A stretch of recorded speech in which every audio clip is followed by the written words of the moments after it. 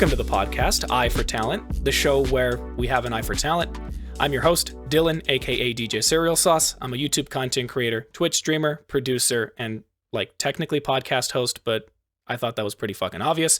And joining me for now the second sort of revisiting, I put this in my calendar and everything, it's official, is the other Frost, aka Frost, or like Sebastian, if you know him from his other podcast. He is also a YouTuber, voice actor, content creator, like games journalist at the SecondWind, and as I mentioned, podcast host of the SecondWind podcast. And I made the poor decision to look at your Twitter again to see that you now have a new title, which is a professional wrong opinion haver. So first and foremost, thank you for coming back on the show. Absolutely, bro. Like anniversary and everything. I got flowers. Oh, what you do? Yeah. Whose flowers are these? I just walked into my office and there were flowers on the desk. Yeah, they didn't have a name card on them. They didn't like. Yeah, no, I don't ask. I don't look flowers in the mouth like that. Yeah, because if you do, then you might have as soon as you start trying to look into it more, you find out you have a creepy secret stalker, and you're like, that's no good. Yeah, and that's not as romantic anymore, right? It could just be anybody. It could be Nicolas Cage, but no, it could just be this weirdo. Yeah. Don't look at the tag or whatever it is. Yeah, professional opinion haver. That's more just I think everyone should have that. Really, everyone's either an amateur, a bad opinion haver, or a professional one. And I'm just that committed to it, really. It's my craft. Yeah, no, I respect that. I think I'm gonna put that. I think my current bio on Twitter is like I do too much everywhere. A guy who does too much everywhere else and too little here or something. And then there's like a link tree posted up. But I do like that you're owning up to the professional wrong opinion haver, because I want to know like what you think your most wrong opinion is. You know? Oh my God, most wrong opinion. Ooh. I mean, see, I get paid for them, but I think my favorite one is definitely the one where I said, scoop chips, like those Tostitos scoop chips, right? Yeah. Or I said, there's nothing wrong with Tostitos scoop chips, but it feels like eating sushi with a fork. You're just sort of like going against the spirit of the food, the ritual of the food. I'm not gatekeeping. You can eat them the way you want, however you want. You can crush them, throw them in the salsa, eat them with a spoon like cereal if you want. I'm just saying it just feels a little off. That's just a me thing. Yeah, I think I saw that once and I was like, damn, he's not wrong when he says that. Like, as a person who doesn't really consume much of either sushi nor salsa very much, I'm like, wow. Yeah, no, I agree. No salsa, no sushi. What do you do for fun, bro? I yell at a camera a lot, and I talk into a microphone about music a lot. Oh, about music. See, yeah. We didn't talk about music. In spite of your name being DJ, you never bring music up. No, it doesn't come up super frequently because, ironically enough, a lot of people don't care about it as much as I do, to the point where they'll bring it up. Sure. I like music. I like sounds. Yeah, and there's actually a recent development in your appreciation for music that I'm going to get into in a little bit later.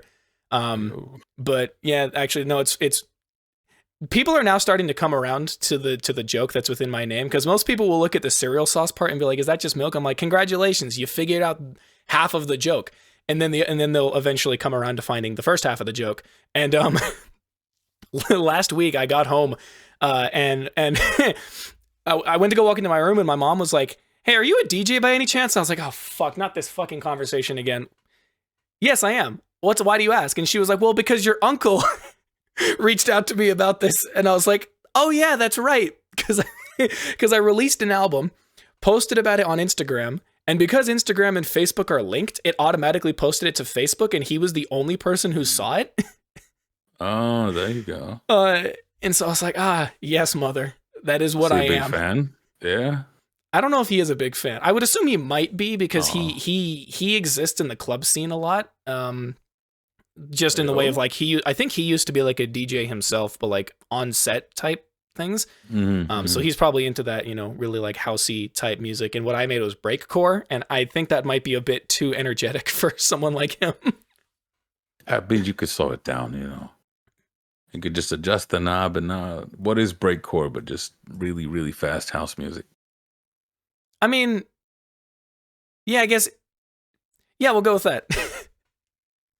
A lot of people are going to come into the comments and they're going to be like, they're gonna be like, his worst opinion is about eating is the Tostito scoops. No, this is about like he has a terrible opinion about music. It's all about the tempo, right? You slow it down suddenly, you can do a little waltz to it. Sure, why not? Yeah, you probably It's could. all jazz at some point or other. Yeah. I watched a video of a guy who took drill music and just said, "What if I slowed it down a bunch and then did it?" And that's like a new genre. And I'm like, again, you just turned down the knob. You didn't do anything innovative. I love that. Just turn into something else. What was it? Like there was some genre where they just sped it up. Was it Nightcore? Speed it up, put an anime character on it, boom. Did you see new genre? Did you see that fucking thing too?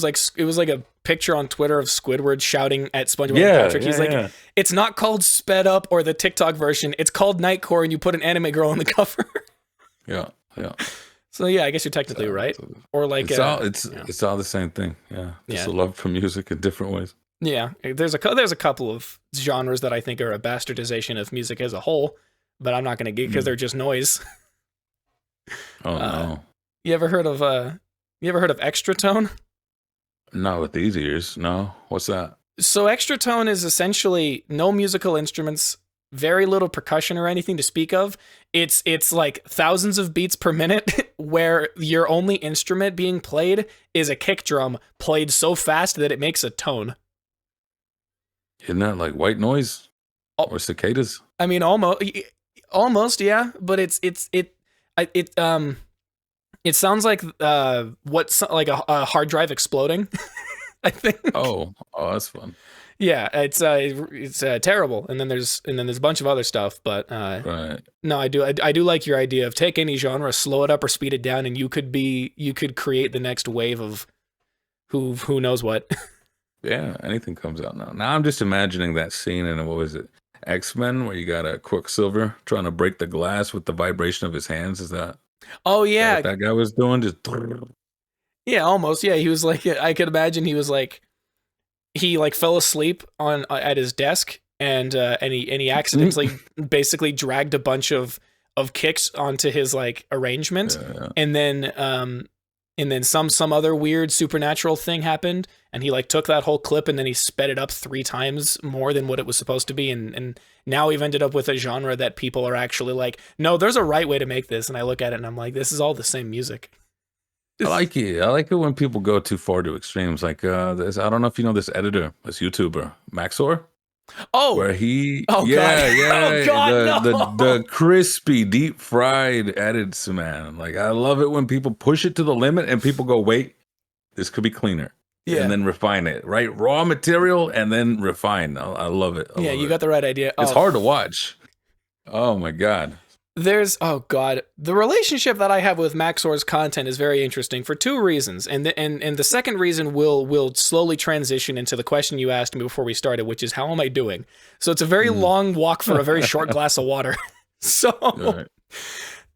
The one Maxor edit that I really enjoy is that Metal Gear one where Raiden gets into a car crash and the cops are like, step out of the vehicle, and he's like, apologies, officer, and he's like, the officer says something to the effect of like, don't shoot at him, he's white. And he's like, I'm sorry, officer, I was too busy playing League of Legends. He's like, I've heard enough, open fire. And then he like, has to go in and fight them. I haven't seen that one yet. There's not been a single one of his videos that I can make it through the entire thing, and I have to watch them in like 10-second increments.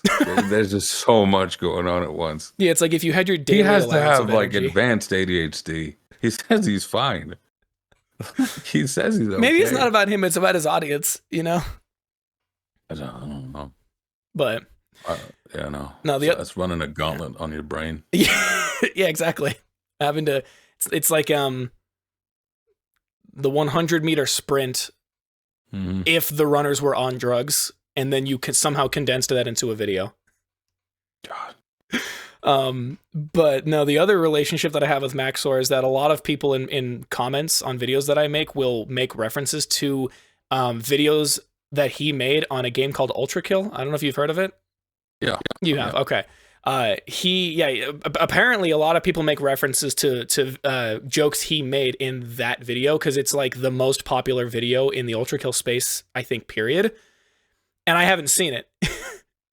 I mean, the game looks like the way he had it. Yeah, That's yeah, the that's that like super fast Twitch shooter joint by the Dusk guys, isn't it? yeah. By New Blood. Szymanski or Yeah, whatever his name is. New David. Blood. Yeah. So there's New Blood, which is I think the publishing company, and then underneath it you have a Yeah. bunch of people doing a bunch of different things. So you have Yeah, like no. you have Hakita working on an Ultra Kill, David or John Szymanski working on Dusk, and then you have the other one of those two that's not making Dusk, making a game called My Friendly Neighborhood, which is like a Resident Evil style thing, but with like, Yeah. Sesame Street ass characters. No, those are for advanced specimens. I'm working on old hardware here. No, that's fair. It's one of those games I watch somebody play and I'm like, if you show this to an 18th century peasant, it would just kill them. It would just be. Yeah. I played a little bit. My wrists were hurting after the tutorial. It's mostly the verticality, if we're being honest. I'm okay with the aesthetics. I'm okay with the shooting and all that. Any game with too much verticality, I just can't. I'm too like boots on the ground combat. That's just always been my thing. Oh yeah, no, that's. Had I grown up on Quake, I probably would have been okay. Yeah, because I mean, it's like Ultra Kill is derivative of Doom, which is derivative of like games like Quake and games that were inspired by it and whatnot. So it makes sense. But yeah, people make all these references and jokes about it, and then I don't get any of them because I've never seen the video that he made on the game. But I have a special love for that game because it's given me a lot of success within the YouTube community, and I'm very grateful for everything that they've done to support me in the things that I've done.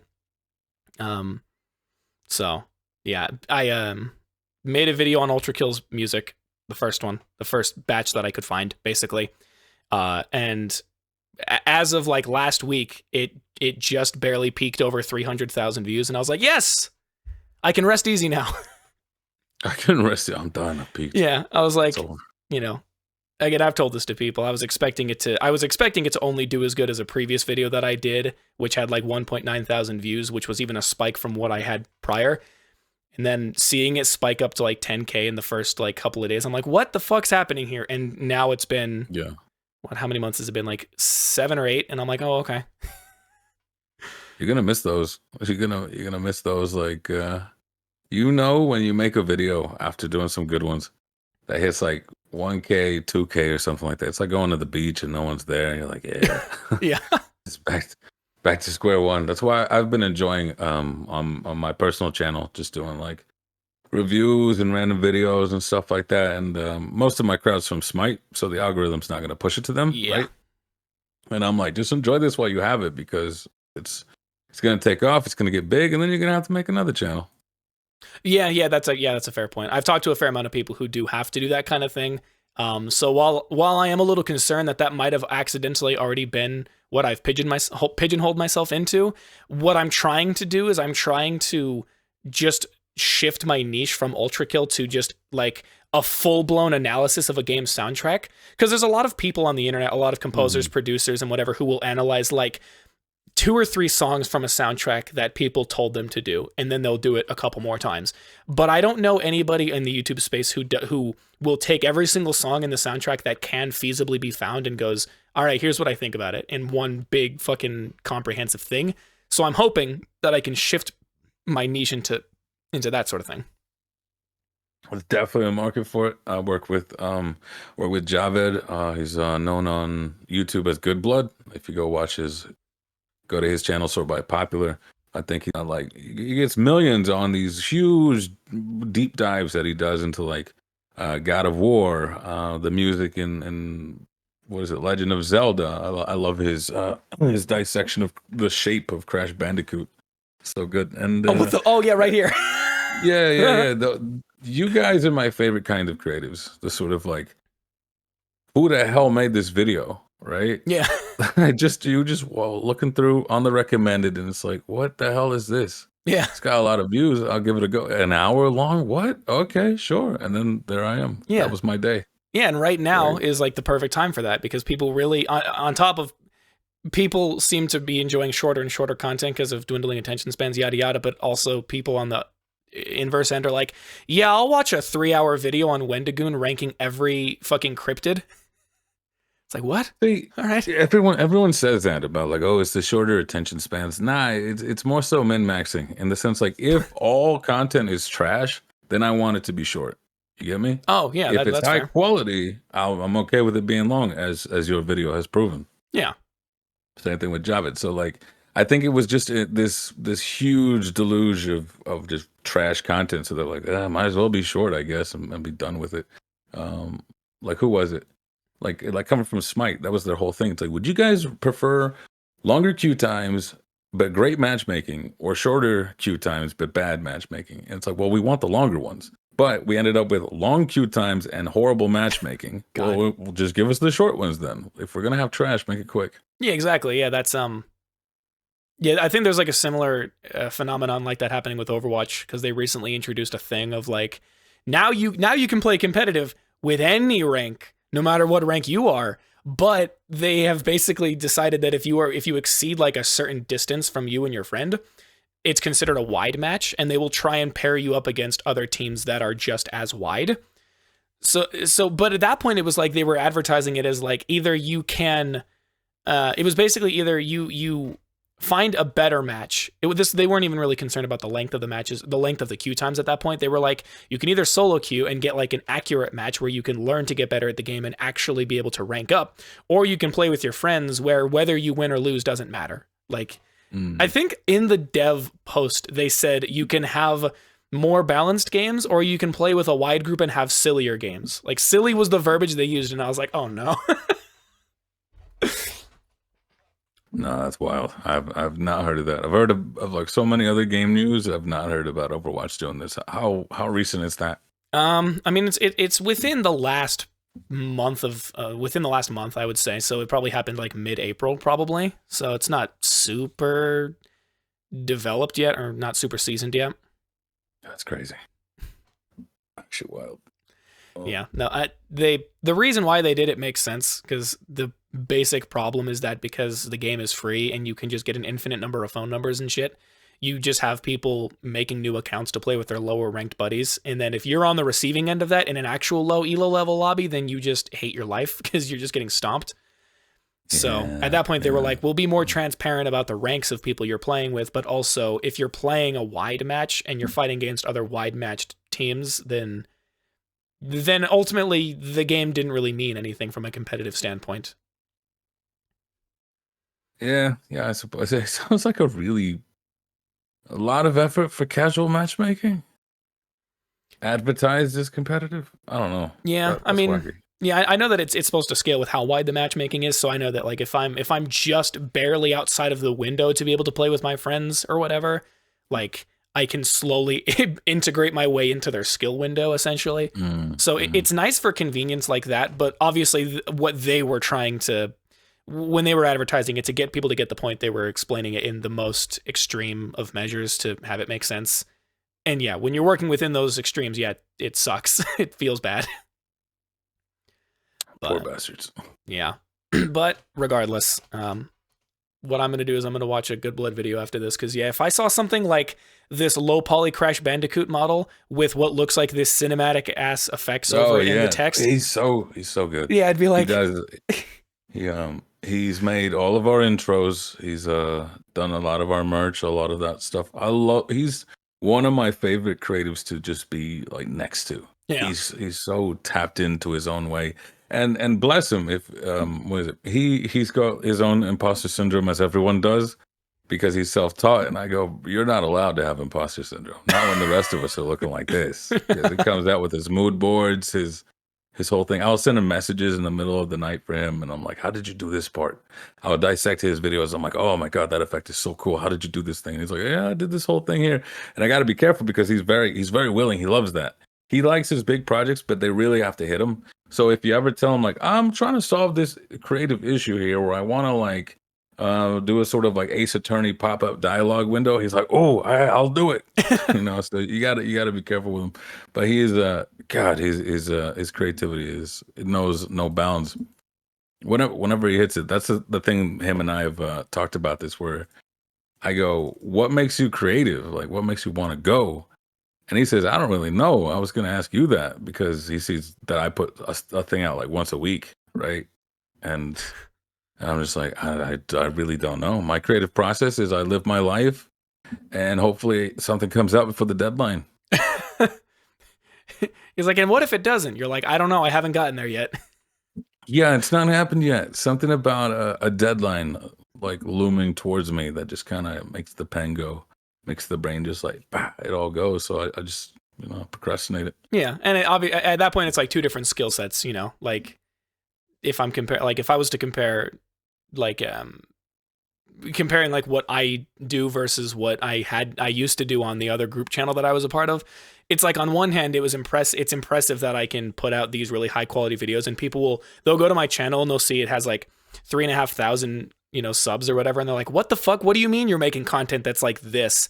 And then on the other hand, when I was working and doing the group channel stuff, it's like, how do you have the time to work a full-time job and do your streaming and make your music and write your scripts and edit a video once every week that we can tell at least had more effort put into it than just I compiled everything together and spat it out. So it's very impressive both ways. Yeah. I don't know. I don't know how you do it. I don't know how I used to do it. I remember I was in college. I had 2 jobs. I had a girlfriend, and I had time to do YouTube and do voiceover stuff. And now I feel like 2 videos a week, I'm done. I'm spent. Yeah. I don't know. I'm trying to get that stamina back because I still have so much more to do, so much more to go. Yeah. Trying to get back into consistent streaming, channel for my thing, channel for the other channel for the other content for the other channel. Yeah. No. Yeah.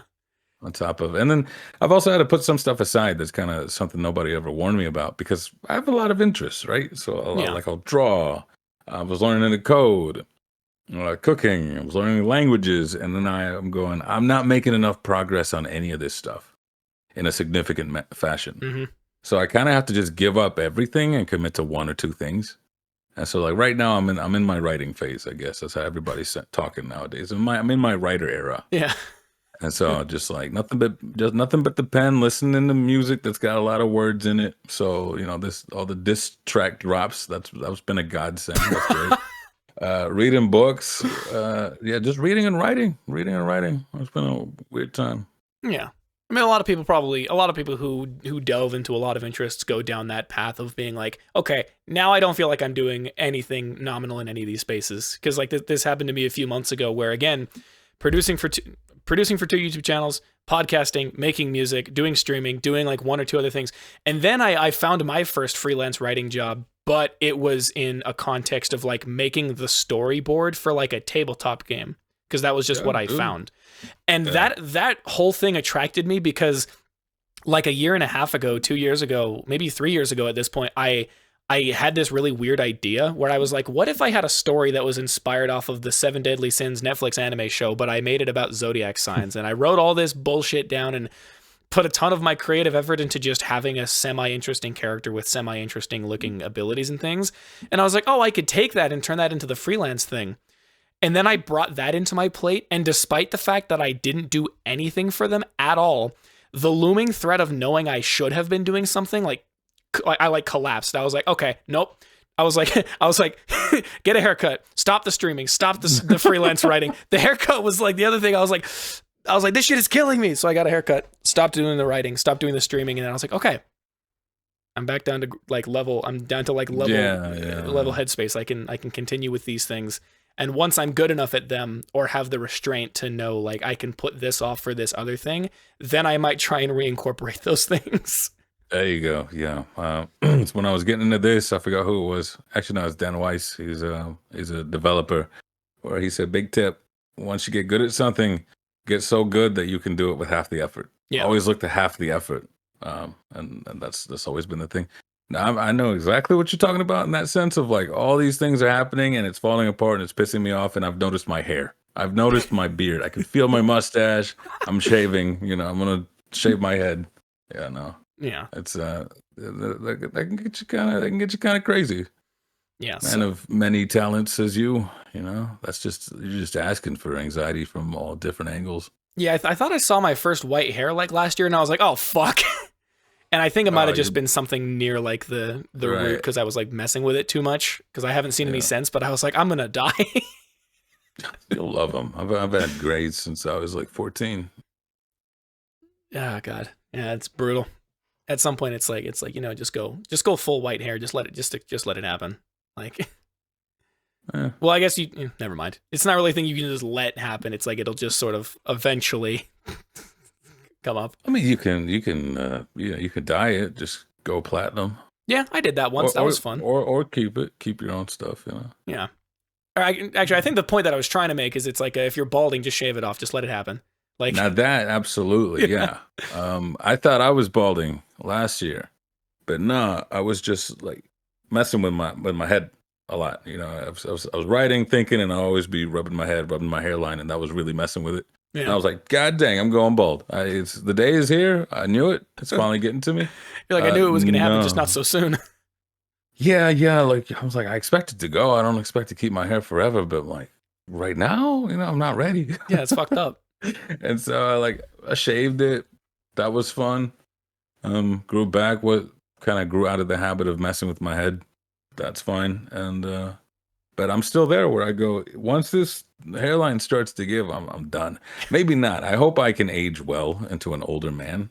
Some people just like, they look really good old. Like Anthony Hopkins, Christopher Lee, Ian McKellen. They look great as old people. Yeah. Probably because it didn't look too okay as like younger people. Yeah, so now it's just like, you're like, oh, this is what an old person is supposed to look like and not how they looked 20 years ago. Yeah, like you just look like an old guy. That's cool. Yeah. I hope I can manage that. Yeah. I'm trying to think of people who I know who have, well, I shouldn't say no because it's not really like that. It's just like I have like one British coworker who works out in Kentucky. And yeah, he looks good for being old. I'm like, well, not being, I don't know, how old is he? He's probably like in his late 40s actually. So maybe not like the most, either way. Man, let me tell you, today has been a very interesting day because I woke up this morning and I saw your Forbes 30 under 30 joke and I was like, oh shit, it's Frost's birthday. Hell yeah, that's awesome. Happy birthday, by the way. Thank you. But on top of that, a streamer that I really like also turned 31 today, I believe. So he's doing a stream thing.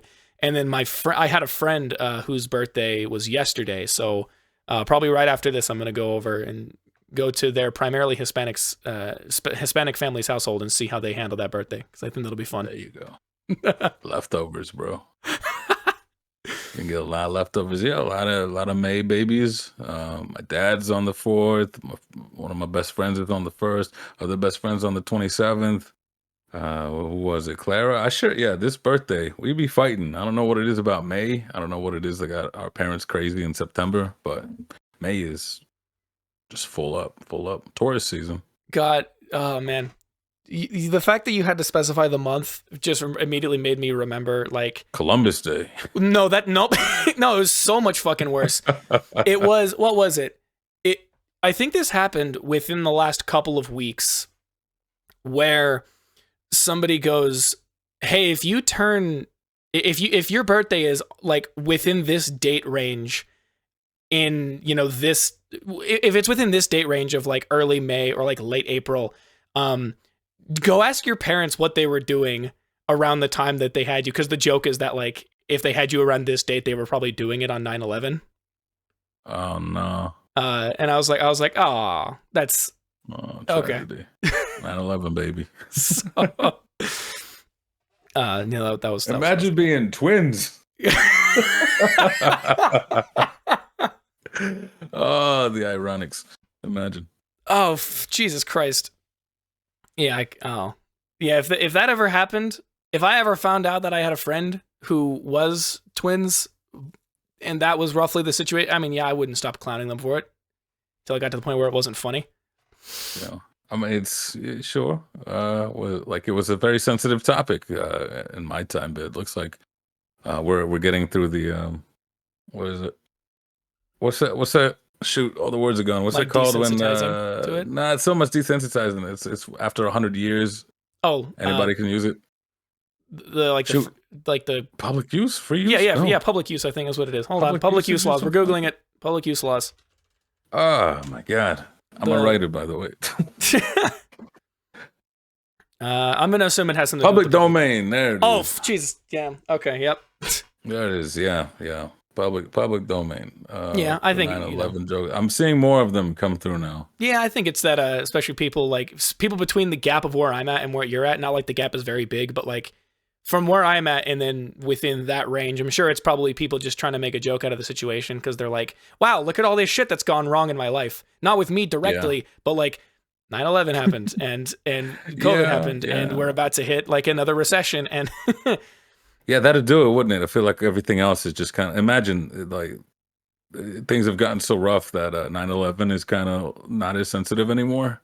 Just yeah. because of all these once in a lifetime issues that we've been having. We've had many once in a lifetime wars and economies and pandemics. Like, well, Yeah, exactly. So actually, I what guess you it technically would apply more so on like the older end of like the people in their 20s because yeah, they had to go through like the Great Recession and then all this other stuff on top of it. You know, couldn't really buy a house in 2008 because couldn't legally get a job yet.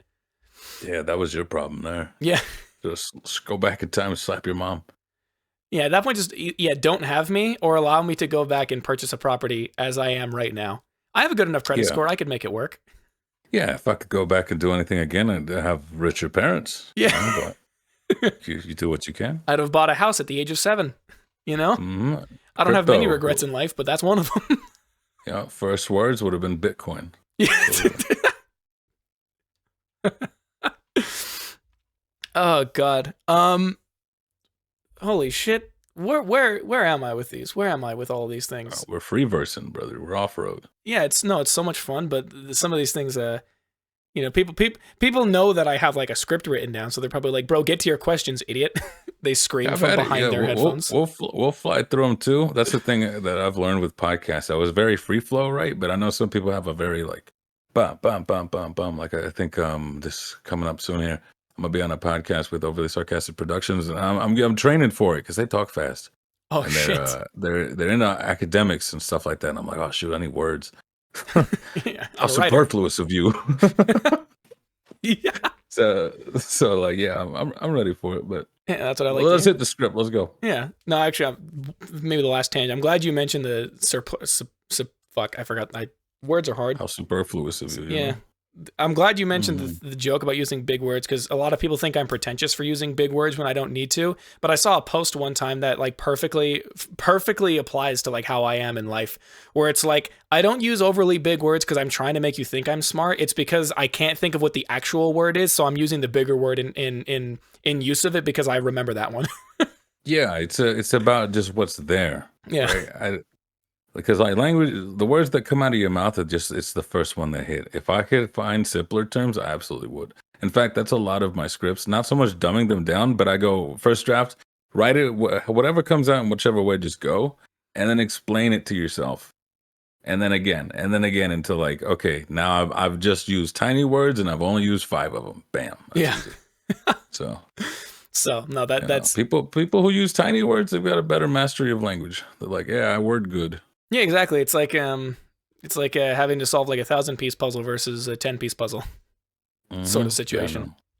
Yeah, but the simplicity of it, man. Yeah, exactly. Why use many word when few word do trick, as the famous cavemans used to say. It's like linguistic sushi, right? It's just knife cuts. How hard could it be? Ooh. Sushi is deceptively difficult to make. As a person who was trained to do it once and realized I'm too white to do this. I can put up with it. I can get through there and be with it, and it's worth it. It's one of the foods that I don't get tired and just like eat the ingredients instead. Like I will commit and make the full sushi roll. Yeah. Other things like I don't know why I'm okay with sushi rolls but not spring rolls. Spring rolls, I'll just end up making a salad. Like here's all the ingredients. Fuck it, just bite it. Just make it in your mouth. Yeah, I mean that makes sense. I mean, yeah, it is the same form factor. Well, not really same form factor. Yeah, it's like all the same things. Gives you mostly the same satisfaction. Yeah. Doing through your stripped carrots and shit. Mm-hmm. But I was amazed to hear everything that had been going on with your whereabouts, just in general, And then to find out that you were on a podcast of your own, I was like, ah, yes, finally, vindication. He did the thing that he wanted to do, like 2.5 years after I asked him about it. Which one? I'm like, I would just say I'm a permanent special guest. So like I don't run the cameras. We have a producer. Marty comes up with most of the script ideas. So that I'm very open to be a guest on podcasts. As long as I just walk in, sure. Yeah, if they leave the door unlocked and you're like, oh, is this a podcast space? And they're like, how did you know that? And What you're y'all like, doing I in just here? assumed. Oh, we're podcasting. Okay. But I'm down for that. Yeah. Like being a guest of a podcast, sure. I'm 29. At 30, that's when I have to pay it forward. And I got to make my own. yeah, It's like, all right. I guess you come into my house and I set up. yeah. Yeah, so I guess I can it's appropriately call you like a co-host of the Windbreakers podcast. But regardless of the fact I saw that and I was like, finally, like he like this, even though it's not really one that you maybe particularly started of like your own, like this is a great idea that I have, I want to do something with it. But the fact that you are on there and you at least have some part to play in like what, maybe not necessarily what goes on within it from like a logistical standpoint, but it's like you're like one of the core three faces on the show. So I'm like, that's good enough for me. So I see that, I'm like, hell yeah, that's what I like to hear. But what situations had occurred to like that put you on that show in the first place? Let me see here. I think it was just a lot of like after we left Escapist magazine, we had to make everything up from scratch again. And I've always had, I don't know if I have the most free time, but I'm definitely like one of the more flexible ones, to the point where it's usually, hey, we need somebody on this quick, go get Frost. Yeah. Right? Go get him real quick. Plus I was already flexible, not more talented, what's the word? More tenured than my other coworkers, because I've done my own videos, I've done streaming. If you were talking about like being a licensed streamer, quote unquote, I'm one of the few who is licensed to go solo, right? Yeah. Because I was doing it for like 2 years on my own, so I can hold my own. But then also just the chemistry between me, Marty, and Yahtzee, we get along really well together for not knowing each other that much. Like we've spent more time talking on podcasts than we have actually like with each other. And we built that synergy. We kept it rolling. A lot of people were asking for it, so it was as much a community push as it was just me showing up. Yeah. I guess I lucked out. Yeah. Yeah, I guess so. I mean, that's always another thing, right? You got lucky. That I got along so well with Yahtzee that I've had the streaming experience, and then the only thing that needed to happen was just show up. Yeah, basically. Yeah, that's I mean that is a hard thing, because the first few Windbreakers, I was a little stunted, right? Like hitting that flow and trying to really like get in there, because I'm super laid back, but I don't want to put my feet on somebody's coffee table, right? That's rude. Yeah. But once we get to that point where I'm like, all right, my feet are up, we're fine. Yeah, exactly. Yeah, no. So to the question of like, how did that come apart? A lot of luck. Yeah, I didn't ask to be on there. They just sort of put me on there. But then from there, it has, even though I say I'm just a permanent guest, I do get to say like, yo, this is a topic that I could want, or like, yo, here's a guest here, and they're like, yeah, he could vibe with you. Sure, why not? Yeah. So yeah, you do it obviously, like you, because the way that you were phrasing that made me think that most of it is like they run the actual like, you know, topic bringing and whatnot. So it's good to see that most of it is not due to any like, this is Marty's job to go do this thing. It's mostly we just need Latinos. Yeah, yeah. We need to increase our diversity quota. Nah. We got great synergy. It's on, you know, every Sunday. We're like, yo, what's up? What's everybody feeling? Topics. Here we go, and then we show up. I think that's the other thing too, is that the three of us were really busy, so but we don't need prep. I mean, yeah, because it literally is just like you come up with this random idea, and you're like, yeah, this will be good. I mean, that's the thing that I really appreciate about that, is that because there's basically there's 3 podcasts that I consistently watch, with 2 of them being in the gaming sphere and one of them coming from, you know, journalists and people like yourselves. Yeah. Because the other one that I listen to about gaming things is also really, it's like random off the beaten path stuff. And so the one I used as a good example recently when talking with my friend is So a couple weeks ago, you guys did an episode on like an April Fool's joke episode on like the best Oh, waifu, God. which that was a Yeah, very yeah, interesting. But I saw that and I was like, this sounds an awful lot like an episode of this other podcast that I listened to where they did like a 32 or 16 man fast food tournament, but using entirely arbitrary things. It's not like who has the best chicken sandwich or who has the best fries. It's yeah. like which one of these places would you be the most likely to see in a Dark Souls game? Oh, I love that. Yeah, yeah. I love that stuff. I don't ever have the time or the creativity to like come up with that stuff on the side. That's the kind of stuff I want. I want this sort of chaos and whatnot. Like me, Will, and a few others. We've tried to have sort of a consistent podcast, but we have really busy lives. And when you're that busy, it's hard to also be like sparingly creative. Also harder because none of us are like near each other, right? Yeah. Because like we're not able to just vibe off of each other. It's a lot harder in that way. It would be cooler to probably to meet up and then see what happens there. But Yeah, and you do what you can. yeah, and you But can subtly steal that yeah. idea and be like, which one of these restaurants would you go to You if suddenly steal that idea. That's all over TikTok. Like Will tried to do that. He was doing what was it? Yeah, having me guess like burgers and whatnot of like rate it, but you have to go one by one by one. Um, yeah, no, but to the other thing, I got lucky and yeah, just glad it worked out because you already have like sort of Yahtzee being on the more cynical side, Marty being very more like optimistic, and then mine is the very pragmatic. If anything, they needed a referee, yeah. Yeah, I think or I'm just wilder than the two of them, and it's just like you thought I was in the center, really? You're on the extreme, yeah, it's the horseshoe you theorem. know? Yeah, because I've had times where I'll side with Marty and be like, Yahtzee, that was naughty. Or other times I'm with Yahtzee and I'm like, Marty, what's wrong with you? So Yeah. so yeah, I get to play around. Yeah. Play around with it. No, that's a dynamic that I love. Like you said, on one hand, Yahtzee's the more pessimistic one, Marty is the more optimistic one, and then you're the Latino in the middle. Mhm. So, no, that's cool. I like that. I wish the show that I used to run with my two friends, I wish I don't know if it's that I have an issue with scheduling or if it's that I have an issue with the podcast dynamic as it exists with my friends. But it eventually got to the point where even though we were talking about gaming things, it was like this shit is making me mad. Like the thought of having to do the thing made me upset. Yeah. Y'all need therapy. That's what y'all need, not a podcast. Probably it wasn't their fault. They weren't making me mad. It was just it was just the idea of like having to jump on the show, and I was like I don't want to, but I knew that I should have. No. Yeah, being in charge of the thing that's a real pain. This I've never been exposed to this where outlets have a producer. We show up. Eric is so good. He's the one taking care of the cameras, the overlays, anything. We're just there. Yeah. I'm spoiled, actually. Yeah. It's like he's the producer who's in charge of like making the shit work, and you're there as like the entertainer.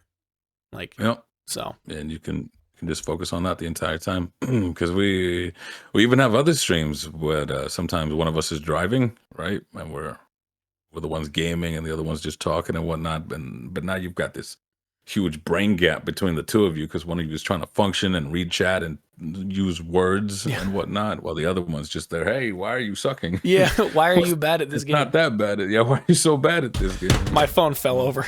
I keep getting these damn notifications.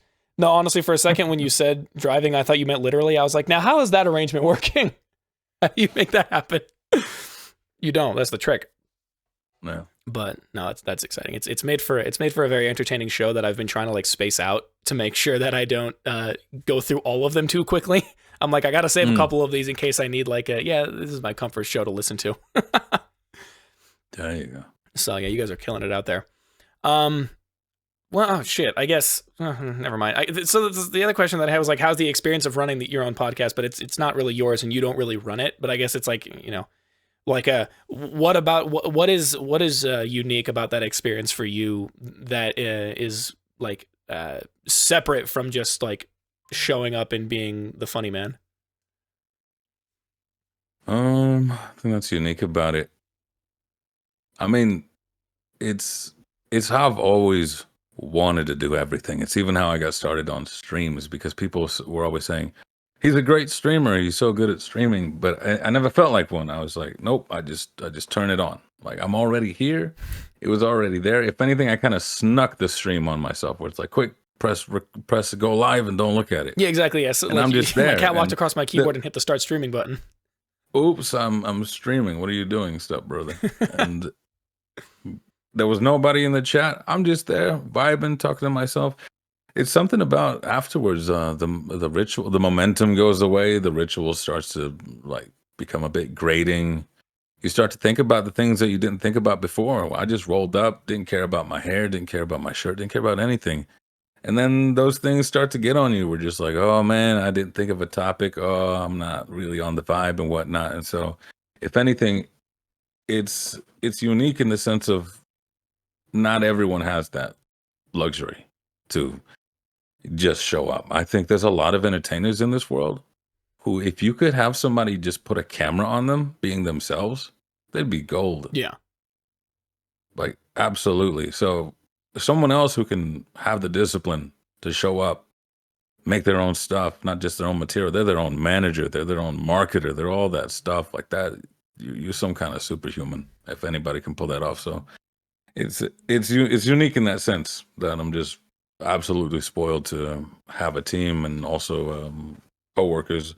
Yahtzee been doing this for 15 years. He knows his stuff in and out about games. Marty worked at IGN. Talk about it like he was a big host guy, right? He's got all that under his belt. Yeah. So if anything, I'm the junior there, but I'm just super laid back in that sense. If anything, it does make me appreciate it more.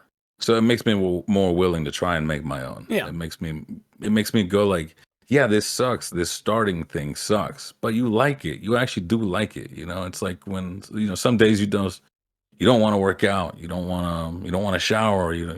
Those thoughts that get into your head, and then once you do it, you're like, man, that feels great. Why don't I do that all the time?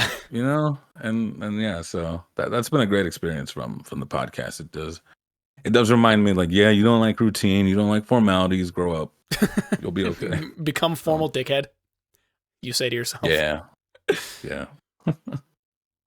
No, yeah, that's totally fair. Yeah, I guess sometimes I forget about the fact that like I forget about two things as it pertains to this whole conversation. One, I forget that like you guys are like a whole production company, a whole team of people. You have like you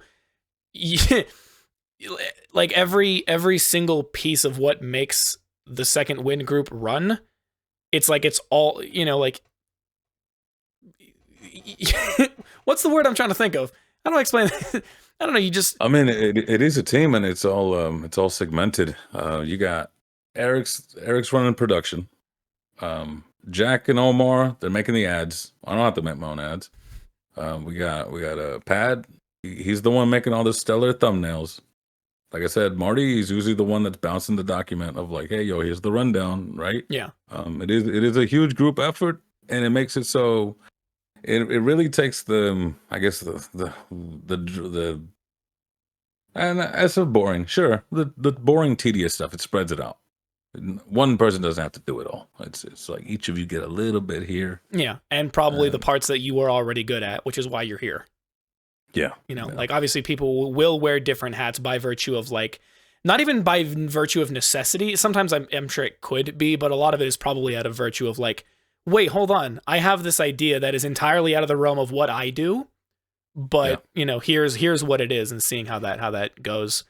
But yeah, describing that as the boring parts is like, that's the part that sometimes I forget that I am just one person trying to do everything that I do, which is the advertising and which is like the editing and the writing and the creating and the touch ups that I have to do and all this other stuff. And I'm like, yeah, some of this stuff sucks.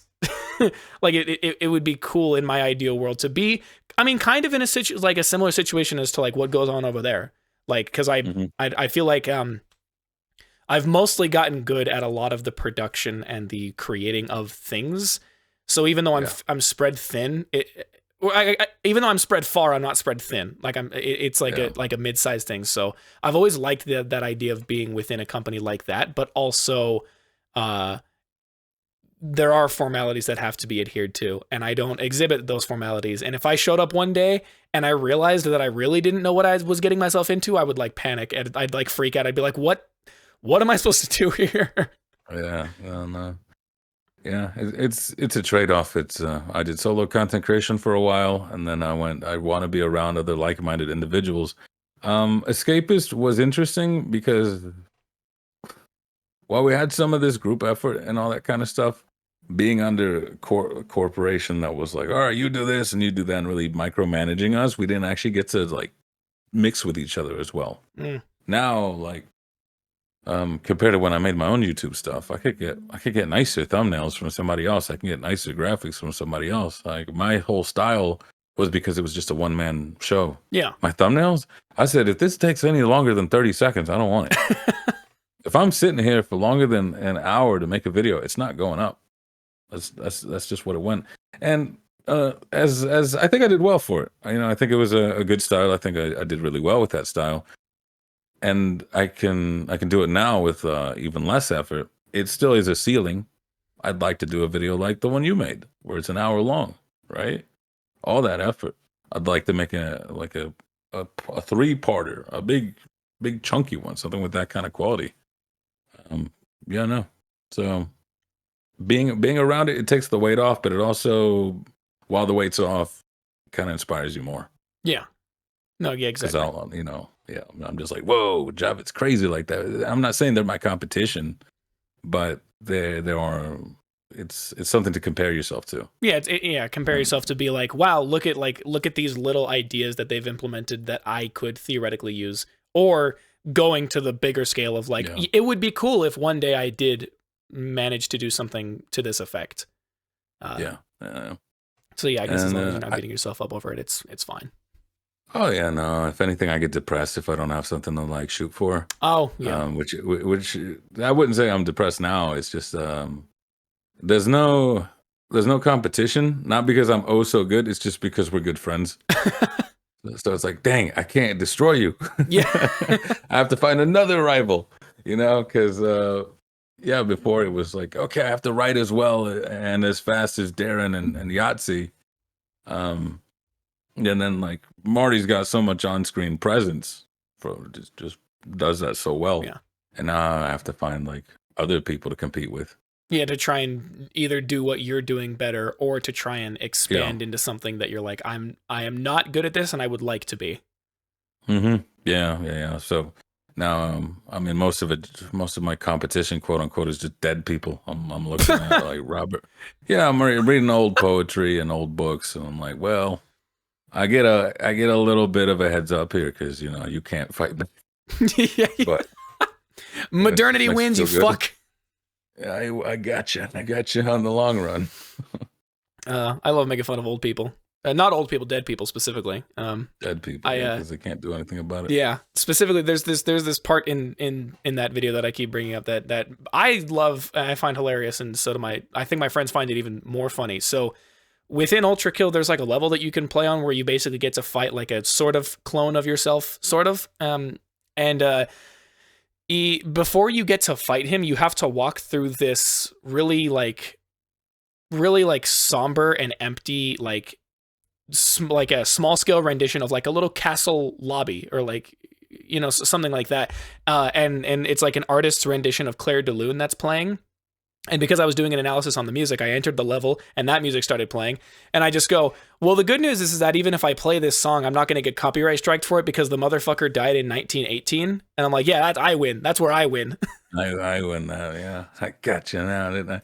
Yeah, that's how that was for me. It was when the DMCA strikes were going through. 50 Cent, Drake, or UMG. Everybody was sending out strikes. And I was like, what's Mozart going to do? Yeah. Start using classical music. Yeah, he doesn't know who the fuck UMG is. Yeah, like, what does he care? He's nicer about it. I love being spiteful. It's so funny. I've told you about this before. I used to make bad YouTube videos before I started making like fairly good ones, and I used a song and it got copyrighted, and I was like, you know what? Fuck you. You can't UMG copyright strike me. You can't DMCA me. I'm gonna make my own music. If you try to copyright strike me, I'm gonna find you. What was it? God, I'm on blast. Well, I mean, it was just like the YouTube system, but the song in question, I don't really, honestly, I don't remember. It was probably like one of those.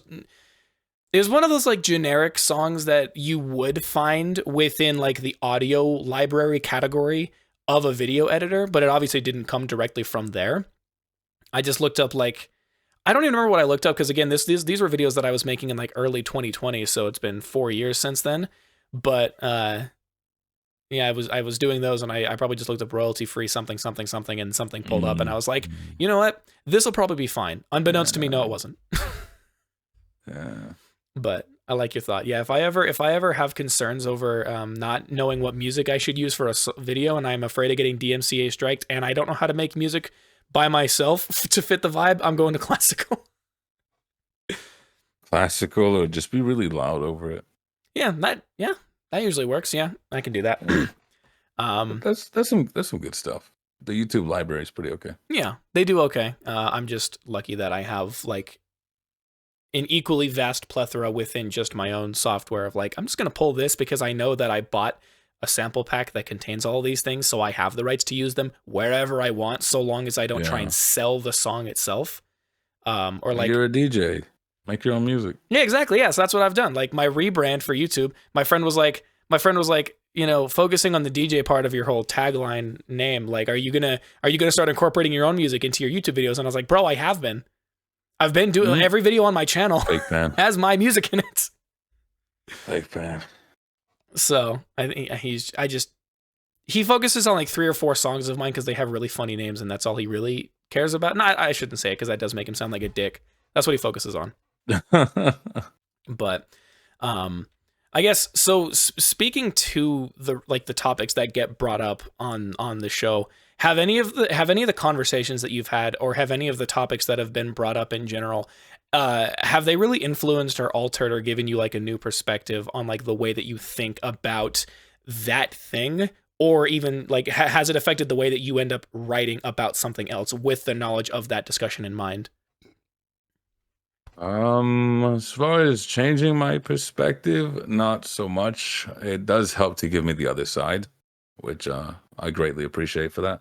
And it always, if anything, sometimes I'll bring up the topic will be a cold take that I'm working on, Oh, like ahead of time, yeah. because that's what I want. I want that back and forth. That like here we go. Because the way I structure them, not to say that there actually is a format for them, but it is bittersweet, but I want it to be sort of like bitter then sweet, bitter then sweet, sweet then bitter. Yeah. And so for that, you need to find the good side of it. And usually whenever it's on a podcast where I'll bring up the idea, usually Yahtzee will take it the other way and Marty will take it the other way. And I'm like, okay, cool. There it is. Like it's a very organic way for me to flesh out ideas that I'm having. Some of them they don't pick up on. Others I'll change their minds. We'll have those too, where it's just like, huh. Like we have creative meetings where we just go in and we just talk about whatever. They're not on podcasts or anything. Yeah. And actually, no, it was on the last podcast where I went. Did you notice how we have no modern day mascots or heroes or villains? Like we grew up on Sonic and Mario and Luigi, all these characters, and nowadays, like who's the most recent one you can think of? Because we were talking about villains, and I went, how come I can't think of any villains post like 2016? Yeah, it feels like most of the time, Same like, thing for yeah, heroes. the only villains you're ever going to think about are going to be the villains respective to like games that you engulf yourself in a lot. Yeah, exactly. It's become very there is no monoculture anymore. It's very fractured. So any hero, any mascot that you know of, it's like, oh, because I play a lot of Genshin, I play a lot of Overwatch, I play a lot of Apex Legends. Like those are the ones that you recognize. So that now nobody needs to. Well, there just is no prevailing thing. For now, I'm gonna go to the mall. I'm gonna go into a hot topic, and I'm gonna be like, all right, what are the kids on about now? Huh? Yeah. What's everybody good with? Because that is always the mark of like you've hit the culture, you've hit the mainstream, right? Is when you're on a T-shirt and Hot Topic. It's probably just gonna be a bunch of Walter White tees, but But yeah, he is but he is a maybe thing something that he is a thing that gamers of all cultures look at and go, yeah, that's Walter White. yeah, put them in Fortnite, please. Yeah, exactly. Yeah. So to that question, yeah, there's some times where it does change my perspective. Other times, it's nicer to have I guess like a wider range behind me. One of the best perspectives that changed wasn't in a podcast. I was with Jack Packard from Red Letter Media, and he's a parent. And it was when I Oh, was talking about the mother that was suing video games because they were too addictive for their child. I remember that. And Yeah. Jack was like, "You're good on this, but just remember, parents don't like being told how to parent." And because I don't have kids, I'm like, you know what? I get that. They just go full mama bear. And so if anything, it is their maturity, mostly Marty and Jack, that makes me go. Yeah, they're the ones that keep me more on like, just the way that you word it. This will help you reach the audience that you want. Not a better audience for more money, but it's like this is the message you want. This will help you get it to straight to them. Yeah, to the people who are already going to watch it. Yeah, yeah. Whereas Yatsu's, it's like we can just go anywhere. It's very very whimsical. He's got a funny mind. Yeah, yeah. No, that's a good way to think about that. I hadn't a part of me likes to just intake opinions from everywhere, even if I think they suck, because again, it gives me a thing to talk about, so that I sound like I'm more informed than the next asshole who's talking about the topic that you are just going to go into his comments and yell at him about it. Because this is actually surprisingly a parenting thing. I think the thing that I said wasn't a very controversial thing, but surprisingly, it did reach parents, and they had a gut reaction to immediately think about calling me an asshole, and then listen to me further to hear what I had to say. There are certainly better ways that I could have phrased it, but essentially what it was is, I guess it was two things. So there was one, I was sitting in my car on lunch, and I was like, a conversation that I have a lot with my friends, how much I don't like kids. So I went on TikTok and I go, I think it's weird that I'm even bringing this up, but I just want to go out there right now and tell people I don't like kids. I think they're annoying, but it's not their fault. And then proceeded to talk for like 6 minutes about how I'm like parents or kids are bad. The kids are not bad. Kids act bad and do bad things. Yeah, it's 6 minutes of me just elaborating on why kids are bad, despite the first 15 seconds of my video saying it's not their fault. No. Kids are worse than Hitler. Yeah. And in this 6-minute PowerPoint presentation, let me tell you why. No, but I did the whole thing where I was just like, yeah, a lot of these parents will a lot of them don't know how to parent properly, and they exhibit a lot of bad traits, but they don't, like, a lot of them haven't gone to therapy, so they don't know what's actually wrong with them, but they don't consider that when deciding if they should have a kid. And the last minute was me basically going like, yeah, I wouldn't want to have a kid in this world because I know I exhibit a lot of traits that would not be good to raise a kid around. I haven't liked kids since I was 14. And whatever. And while you can call me bad for thinking that I'm bad for exhibiting these traits that might not be the best environment for a kid to grow up in, I'm at least conscious enough to know about those things, and so I don't have a kid. Whereas other people are significantly worse than I am and don't think about it, and they still have a kid. And I had a guy come into my comments and was like, honestly, I'm a parent and I was ready to go at your throat, but you what you said does make sense. Yeah. It's easy to have kids. That process isn't hard. It's hard to be a parent. Yeah. Right. And a lot of people aren't honest with themselves about that. The kid just becomes another commodity. Yeah. You might as well have gotten yourself a dog, that's rough stuff there. But no, I find a lot of times, if anything, here's the annoying thing in this space that we're in. And again, to the, what have you found through this podcast is it's not about being right. It's about getting it through to the other person. Yeah. That's always been a harder thing for me. I guess that's why I always lean towards educational content. Because with educational content, you can just go look at this thing, look at that thing, and then boom, this plus this equals this, and they see it and they go, "Oh, cool, great." Yeah. But whenever it's more like ethereal and all this other kind of stuff, it's a lot harder for them. It's a lot harder for them to come around too, and that's even the weirder thing is because I like patterns, I like forecasts, I like these sort of predictions. And I used to do stocks. I used to run other companies and whatnot. A lot of it is based on projections. But if you do that to people, they're like, "You're freaking me out, guy. I don't like when you talk like this. You're a weirdo at all." Yeah, but they've helped me with that. They've helped me really go here's how you can get to that person. As far as my ideas, this might be an ego thing. I've not been changed too much in that regard. If anything, I'm the weird one, to the point where if I put in a script and Nick or Marty is like, this is a little weird. We don't know about this. I'm like, that's gonna be juicy. My biggest hits are the ones where they're like, I don't know about this. My flops are the ones where they go, I love this. If I ever get them going, I love this. I'm like, I don't want I'm to do this scrapping one that. anymore. Deleting the No, document. like You this is can't have trash. Why would you say that to me? Yeah. Yeah, that's fair. I think like occasionally some of the things that you say on like these on like the cold takes, for example, because that's like the most common media outlet for yourself, is like some of the things that you say. I think upon when people first hear it, they do have that gut reaction, and it is like a tough pill for them to swallow. But it's Yeah. also I think a lot of them are also just invested in like the commentary and speaking on the thing, and just trying Yeah, to yeah, yeah. and just trying to let them in on like things that they may not have thought about. Because the thing that I immediately turn to, everybody loves Helldivers. Not everybody. A lot of people love Helldivers. You made the video on the microtransactions thing, and when you were talking about Helldivers as they do it, you were like you can think the paywall is bad or good. You can think this, that, or the other thing. But before we can have that conversation, we need to first acknowledge that it is in the game, because a lot of you clowns don't want to acknowledge that it's in the game. See, I don't even call them clowns. Like I'm pretty reserved Oh yeah, no, for definitely. But it's what I the could be message of that. saying. Absolutely, and even then they would still like that's maddening. Really, you can call it out and just go, I want us to acknowledge that these things exist, because anyone defending this is just as bad as the people damning it. But then they go at each other's throats anyways, and it's like, what are you gonna do? Yeah. So, and that's kind of a shame, because I feel it is like, as well as anything else. I was in charge of OSHA stuff, so I'm very proactive, right? I'm very like, let's get all this stuff. Like, I'm a safety man for some reason. I don't know why. And so I see these things, and like I was talking to the community manager, and I was talking to the devs, and I'm like, yo, y'all got some problems with your monetization here, and this and that and that and a third.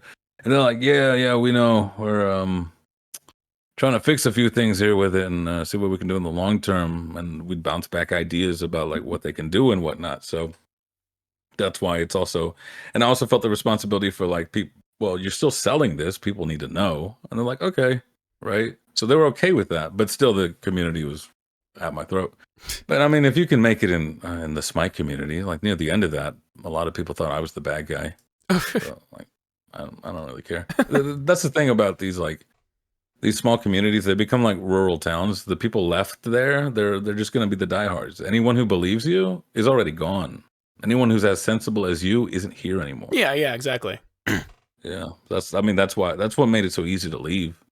When I got big over here, there was so many people going, "Oh my God, it's Frost! Oh, I haven't seen you in so long because I got away from that horrible game." You know what I mean? It's like it's to me, it's like not so much I found a different audience, but they're all like, "Hey, you left the cult. Good job." Yeah.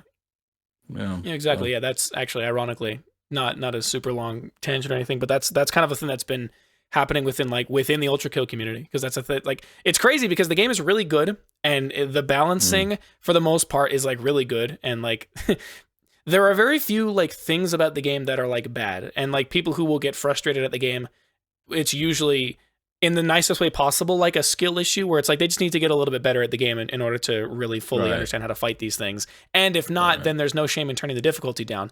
But a lot of like not a lot. There's a couple of content creators who are notable within the community for different things. Like there's one guy that I know he's basically just like a personality person. Like, he's like, these are the games that I play. This is the personality that you get to see from me. It's cut and dry. That's the whole fucking thing. Occasionally there's some gimmicks with what he does, but overall he's a personality man. There is a guy that I know who is maybe the most popular like composer for making music that sounds like Ultra Kill music. Right. And there's a guy that I talked to who is most notable in the game for having like the world record in speed running for like the hardest levels in the game. And all three of them have given me at least a little bit of like I've seen stuff from them that indicates like, hey, this community is being of particular way towards me that I don't like, especially for the things that I've done for them, and the fact that I haven't attacked them. I didn't do anything bad to them, but for some reason, like, me continuing to do the thing that I do really seems to be, I'm getting a lot of people coming at my throats for random stuff. So I'm going to step back, or I'm going to completely leave. And so yeah, it's like yeah. you have cult like fan bases who do not like when you have bad things to say about it, and unfortunately that does inevitably lead to people being like, I'm gonna go and find other places where I don't Yeah. have, I don't have people like this treating me this way. Yeah, yeah, it's been weird. Especially now. It could just be because Twitter is absolutely like horrible. The world's falling apart. It's election year, you know. I'm tired of it, frankly. I'm tired of the fanatics. I appreciate the haters because the haters just leave. They're like, this sucks, and they're gone. Thanks. The haters that stay, they're as annoying as the fanatics to me. And I like being able to just go, this game sucks, or this, that, and the third. And people understand that the language that you're using is just a catch-all. Yeah. You've got problems with the game. This is your opinion. Not like, yo, scientifically speaking, this game sucks, right? It's awful. It's awful. It feels like you have to fight, defend, and justify everything. You can't just have a take. You can't just have an opinion. You can't just have a conversation. It just becomes a conversation about the opinions about the other thing. And I find it really, really tiring. I'm in the midst of games media. And I don't think I've talked about a game, like just the content of a game, and I don't know how long. Even in Smite, it felt like I wasn't talking about Smite. It's really weird. It's really strange. I don't know how to get away from that.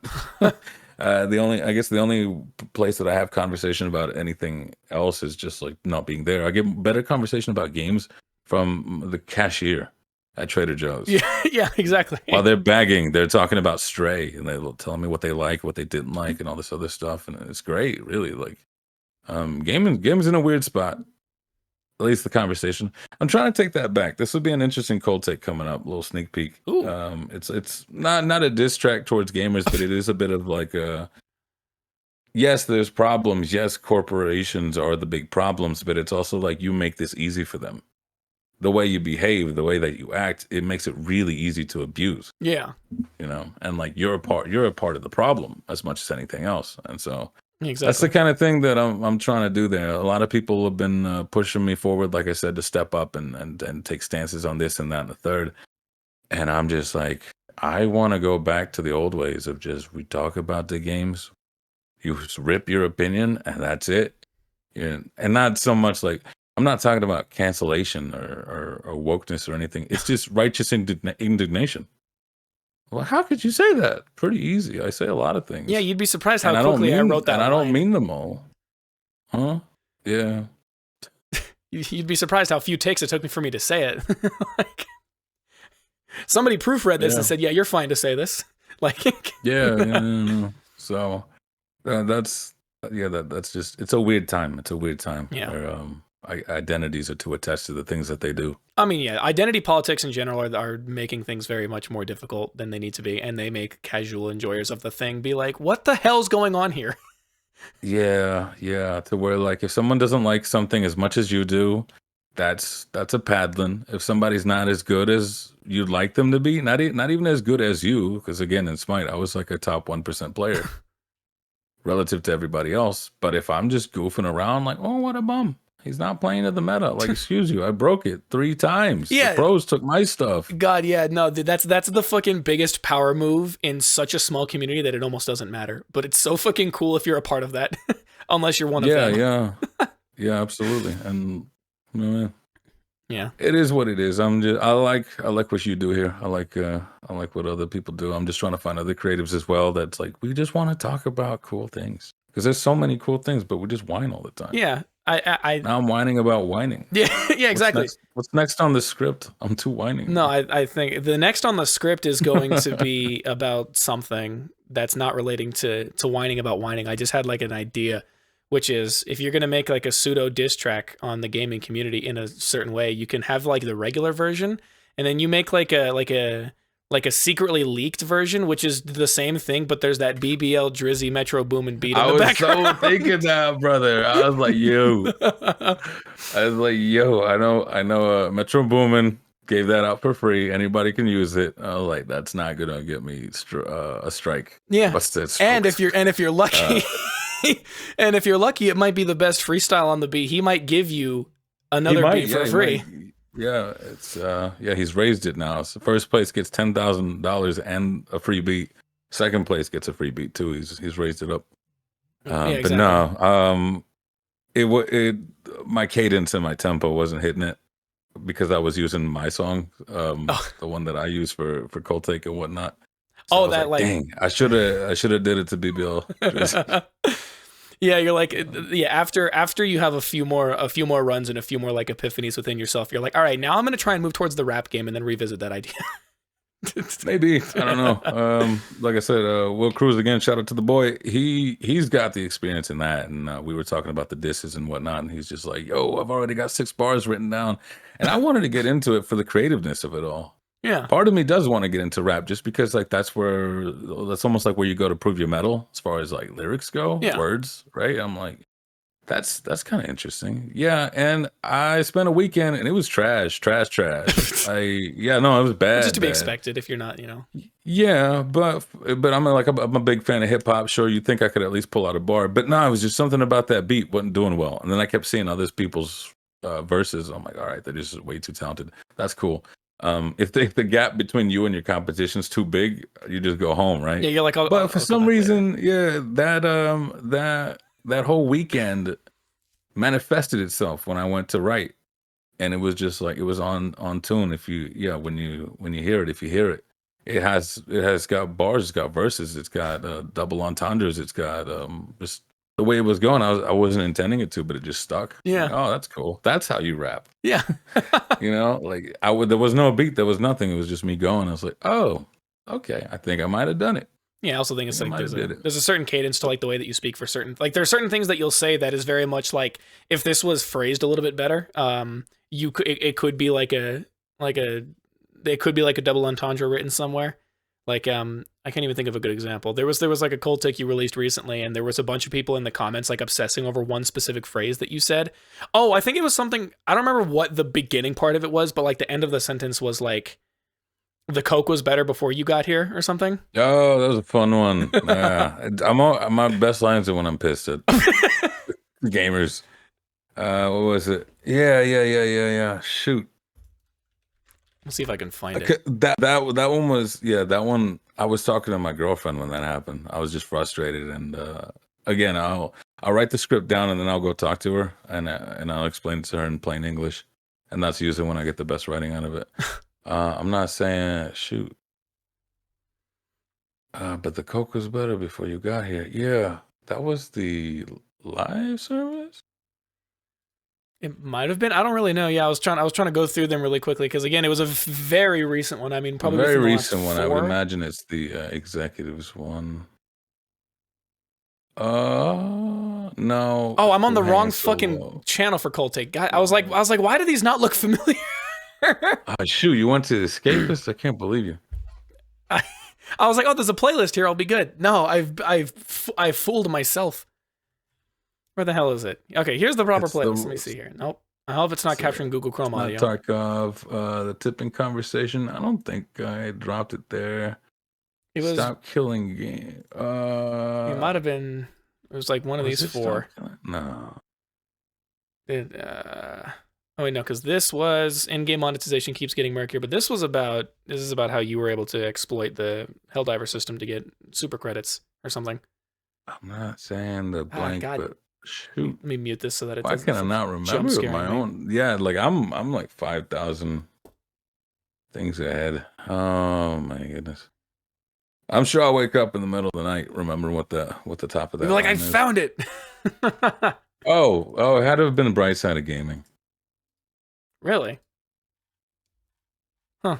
Yeah, there it is. I'm not prudish with principle. I'm addicted to quality, and all I'm saying is that the crack was better before you got here. Yeah, Yeah. that's what it was. So even though that Um, wasn't a specific bar, it's like that style of writing is probably why it's like, yeah, I could rap. yeah, I think so too. That's a fun one. That's a real good one because I'm really trying to get this thing where I'm like I'm not like you guys, and not because I'm oh so different. It's more so I like when people see eye to eye. We may not be the same, but that's fine so long as I know you and you know me. I'm okay with that. and there's this identity of myself that I'm trying to figure out as much as I am trying to fit in. I don't really care to fit in. I'm just really trying to figure out how I go compared to everybody else. People think I'm a snob, but then people think I'm a normie, and it's somewhere in between where I'm as intense as Yahtzee, but I'm not as particular, so to speak. So it is more of that Anthony Bourdain. It is more, I'm an entertainment junkie, not an entertainment critic. Yeah. You know, and like that, yeah. So as much as I like that line for them, it was also as like for me, where I'm like, oh yeah, I just said that out of nowhere to my girlfriend while I was just talking about frustrations with everybody else. Was like, I'm not a snob. I don't think they understand. It's like I'm dirtier than they are. They don't get me. Yeah, exactly. You just you know. Yeah, I'm trying to think. I was trying to think of like a half decent analogy for that, where it's like, yeah, I'm not a games critic. I'm just a consumer who, who really enjoys the good things and isn't afraid to point out when they suck. Not even, yeah, not even. No, like, I don't care if a game sucks. That's their right. If I care more about like literal problems, like consumer rights. Oh well, yeah. So like, this is going to lead to money problems for the consumer later on. That's the only time I'll go there, and that's the thing I sort of fight with. I don't really. I'm not saying I don't care about where I am, but it's sort of like if gaming died, there's still books to read. There's still TV to watch. There's music to listen to. I can go outside. You know what I mean? It's not like that. But I also think it is pretty important. Gaming's weird in that way. You know, talk about your breads and circuses. This is it's a weird spot. But to the bars, yeah. I've always had a weird way of talking and a weird way of writing, so it's got a tune to it. It's a bit melodic in its own ways. I'm sure a few I could rewrite. I'm just like, oh, there it is. There's my EP. Yeah. I can believe my it. old coat takes. There's my album. Yeah. That's smart. I like that. But yeah, no, I love how that all stemmed off of a tangent of like, yeah, use the Metro Boomin beat when you diss gamers. I was thinking it because, like, here's another thing of being spoiled. We have captions on all our videos. Will provides those, right? And sometimes he'll message me during while he's doing it. I know it when he's doing it because he'll quote me and be like, "Yo, what was that? What is this wildness? What are you saying?" And I was like, "Yo, I want the first person listening to this be Will, and I want him to hear it because I know he'll identify it as soon as he hears it, and he'll be like, "No way that you listen to this." I couldn't fit it.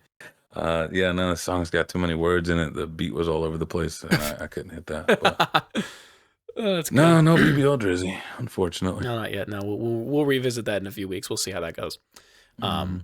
But I guess to the point of like, since the switch has occurred, I since I don't know, the best way I can describe it is it almost feels like the company has, I guess the overall creative team that was responsible for doing the majority of that stuff, since they've like disbanded, now found their own thing. It's like you're working with a smaller team that has bigger ambitions that fit within a better space relative to the people who are making those things happen, like being able to make more of your own creative liberties and whatnot. So since that has occurred, have you found any significant changes to your workflow and like, I don't know, maybe like your general life as a result of like, maybe having things be a little bit different than they used to be? Let's see here. Not to speak ill.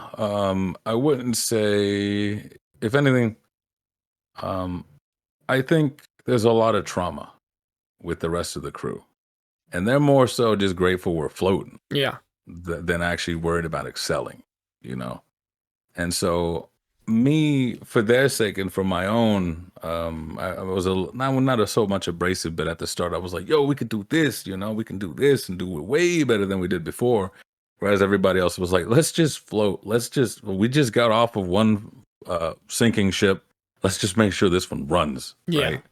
And so, if anything, it's kind of become a full-time job. That's how I look at it. It's given me that sort of ability to clock in, clock out, and that's given me more drive. That's given me more ambition elsewhere. That's given me more structure. Yeah. So this isn't my end all be all. This is very much like clock in, have your thoughts, boom, place them, go on about your day.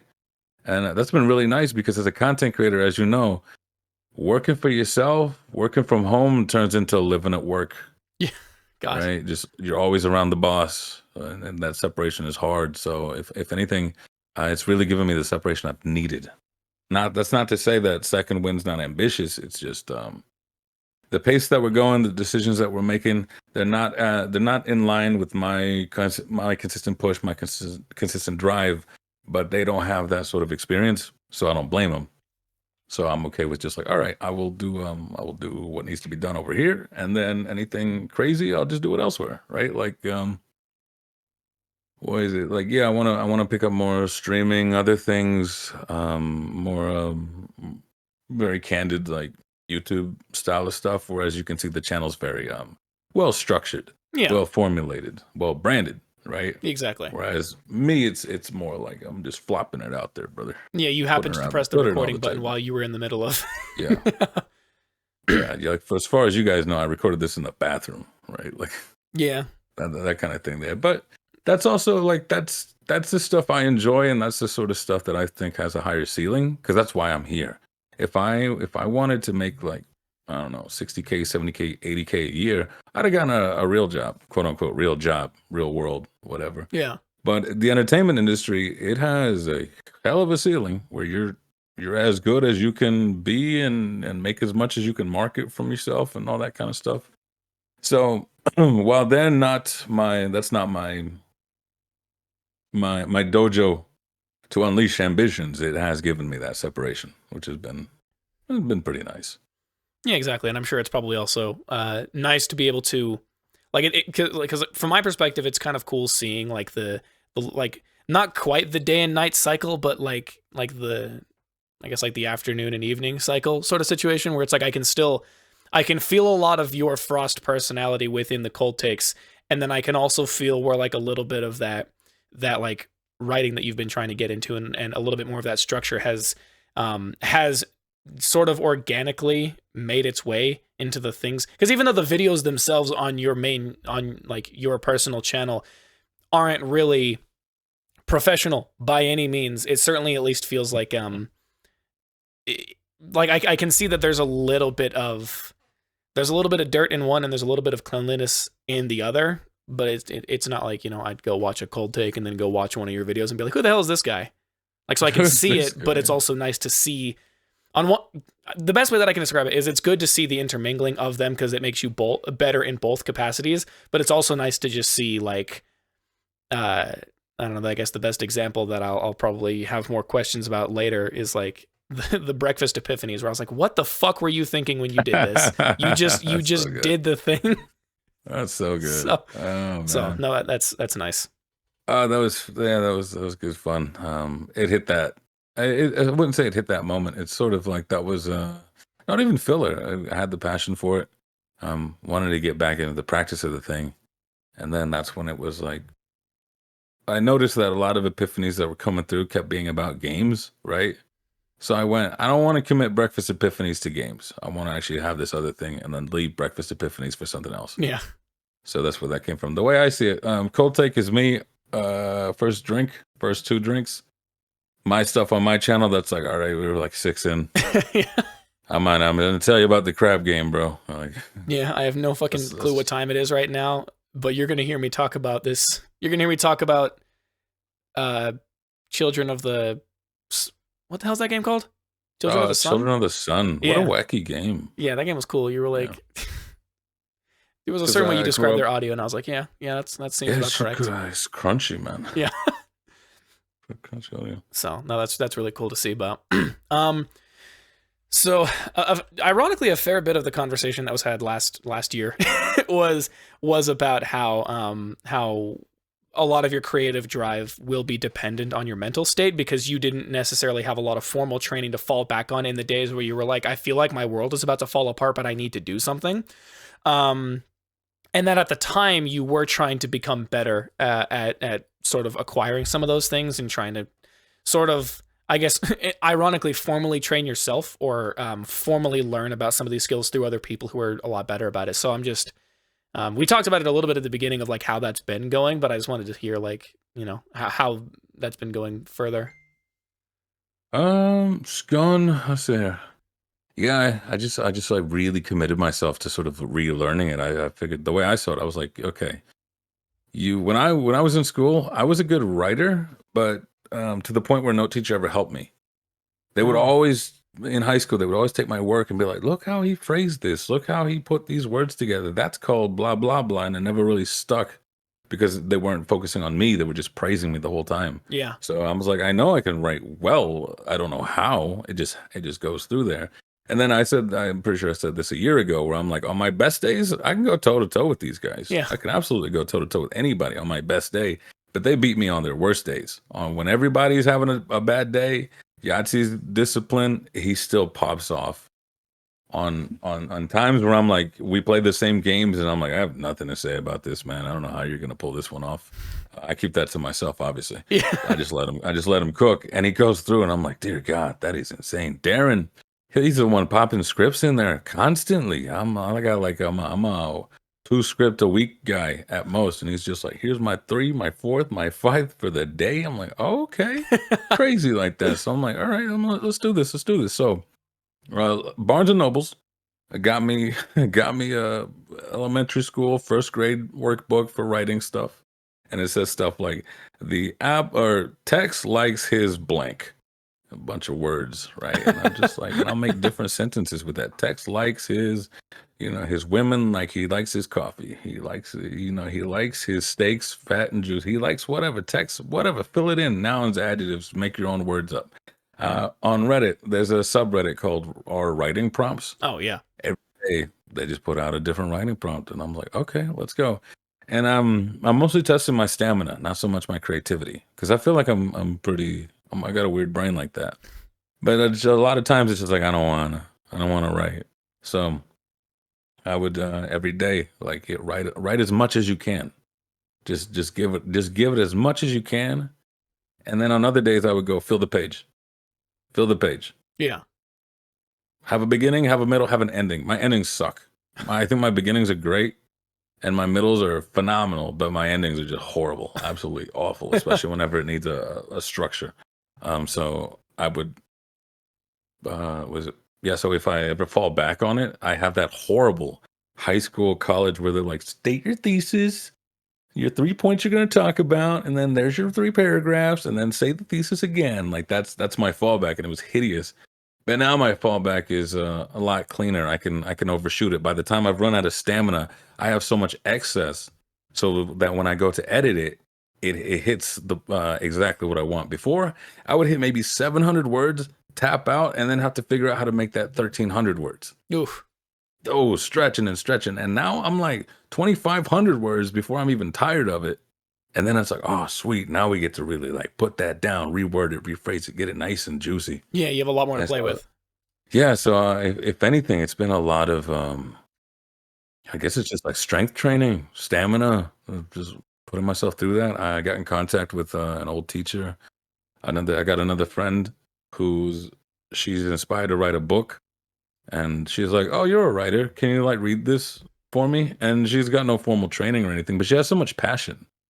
It's also like helped in that way of like, okay, because I did hit a point where I was becoming a really good technical writer, but I was losing my passion. I was Oh, losing the thing that made me. yeah, I yeah. was I was being very technically sound, but I wasn't. It wasn't that interesting anymore.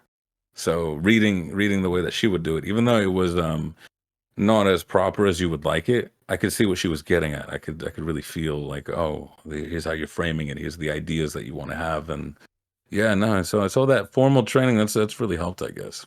I think it's been a year. It's time to get the grade two. See what how the second graders write. Yeah. Yeah, 3 more years. I can be in the spelling bee. Yeah. Oh, God. We'll see. I don't know. This video. I don't know. I like this video. Sometimes the ones I like are the ones no one does. But if there's ever a video, a gaming YouTube video that's gonna win a Pulitzer, it's gonna be this one. Nice. This is my To Pimp a Butterfly. Yeah. Yeah. Oh, I was going to make that same joke, but I forgot what album actually won it because I'm a fraud. Oh no. But no, that actually kind of reminds me of like a few weeks ago. Me and my friends were like, let's do a spelling bee as a joke because we had nothing better to do with our lives. And we were like, where do we want to start? And keep in mind, everybody there is basically already graduated college. They've been here there for Mhm. 4 years. And we were like, Started 10th grade. Oh, We're God. gonna start light because if we're gonna humble the hell out of ourselves if we go to like even like a freshman college level and realize we don't know how to spell. Yeah, no. But no, that's good. That's exciting to hear because it just means more growth, and for something that it's not like painstakingly like annoying for you to have to undertake. Yeah, the one thing that's still hard to adjust to is doing it on computers. I'm still, or even writing it down. I can do this all in my head, but then it's once I get to the paper, I'm like I'm bored because Oh, I've done this 2-3 times already. yeah, So yeah, makes sense. you really got to get that out quick and fast and easy on that kind of stuff. But then now I'm at that point where, as much as I am a writer, I'm also falling back. I'm talking to some old like voice actors I used to hang out with, old mentors, where they're like, "Yo, have you been doing your breathing exercises?" I'm like, "No." Have you been watching your posture? Have you been really hitting your cadence and all that kind of stuff? Like, no, not really. So I think, yeah, we're gonna hit stage 2 here. Then after that, I have to talk to old streamer friends and like, as much as on my good days I show up and I'm a clown, again, it's those bad days where, can you give a good show? Can you put on a good 2 hours, right? Seeing it from that perspective. Because before, for me, it was just, I'm just here. I'm just here. I'm having a good time. That's like, nah, you got to be more than that. You got to be a lot more than that. Yeah, So, exactly. But once you personal assemble growth. that trifecta, Imagine. yeah. I keep getting fucking emails about a whiskey brand that I can't buy from. Oh, you're too young. No, it's not that I'm too. Hey, first of all, no, it's not that I'm too young. It's that I live in one of the only states in the country that's like we will not allow alcohol imports from other countries or from like companies. Like you have to buy it physically here in the state. I'm like, you fucking suck. Ew. But But you can get hot sauce from other companies. yeah, where's it? Hold on, where are my hot sauces? I got them. I got them right here all the time. There you go. Yeah, chug. You know, it's Salute. funny. Don't do it. Don't do it. Don't do it. I'm not going to, but I'm it's a bad influence. I have a stream redeem that's like if you pay me 1,000 channel points, I'll take one of these hot sauces. It's like 350,000 or something. I'm like this sucks. This is I hate this. Yeah, no. Leave it be. So that's why I made it more expensive. But this one specifically, this is only like I don't know, it's like 3,500 at like its most. And I think it's pretty nice. I think I told you about it once, but either way, this isn't. That's for the second secret hot sauce podcast. But no, this is Nice. the fun thing about the last couple of interviews that I've done is that they've been with people who are like who are on a podcast more than most other people that I talk to. I've talked with like 2 actual legitimate like hosts of their own podcast on my own. And then recently I talked with a guy who is one of a group of 8 people, and so he'll show up every every other podcast probably. So he's like fairly seasoned in that capacity now. So what's funny is that I get to listen to a lot of the things that I'm hearing from the podcast to then try and further what I'm going to write down and like things that I should avoid writing because maybe the question's already been answered. So, Okay. and this is one of those situations where it's not really either of those things. It was just a thing that I noticed, which is the Attack of the Microtransactions podcast that you guys did. There was a super chatter in the chat who had made a comment about like, what do you guys think about like buying the OST from the developer or from the composer of the game and whatever. And I don't remember exactly how that conversation went. All I remember is you saying something to the effect of, like, we don't know shit about music. Maybe we should learn more about it.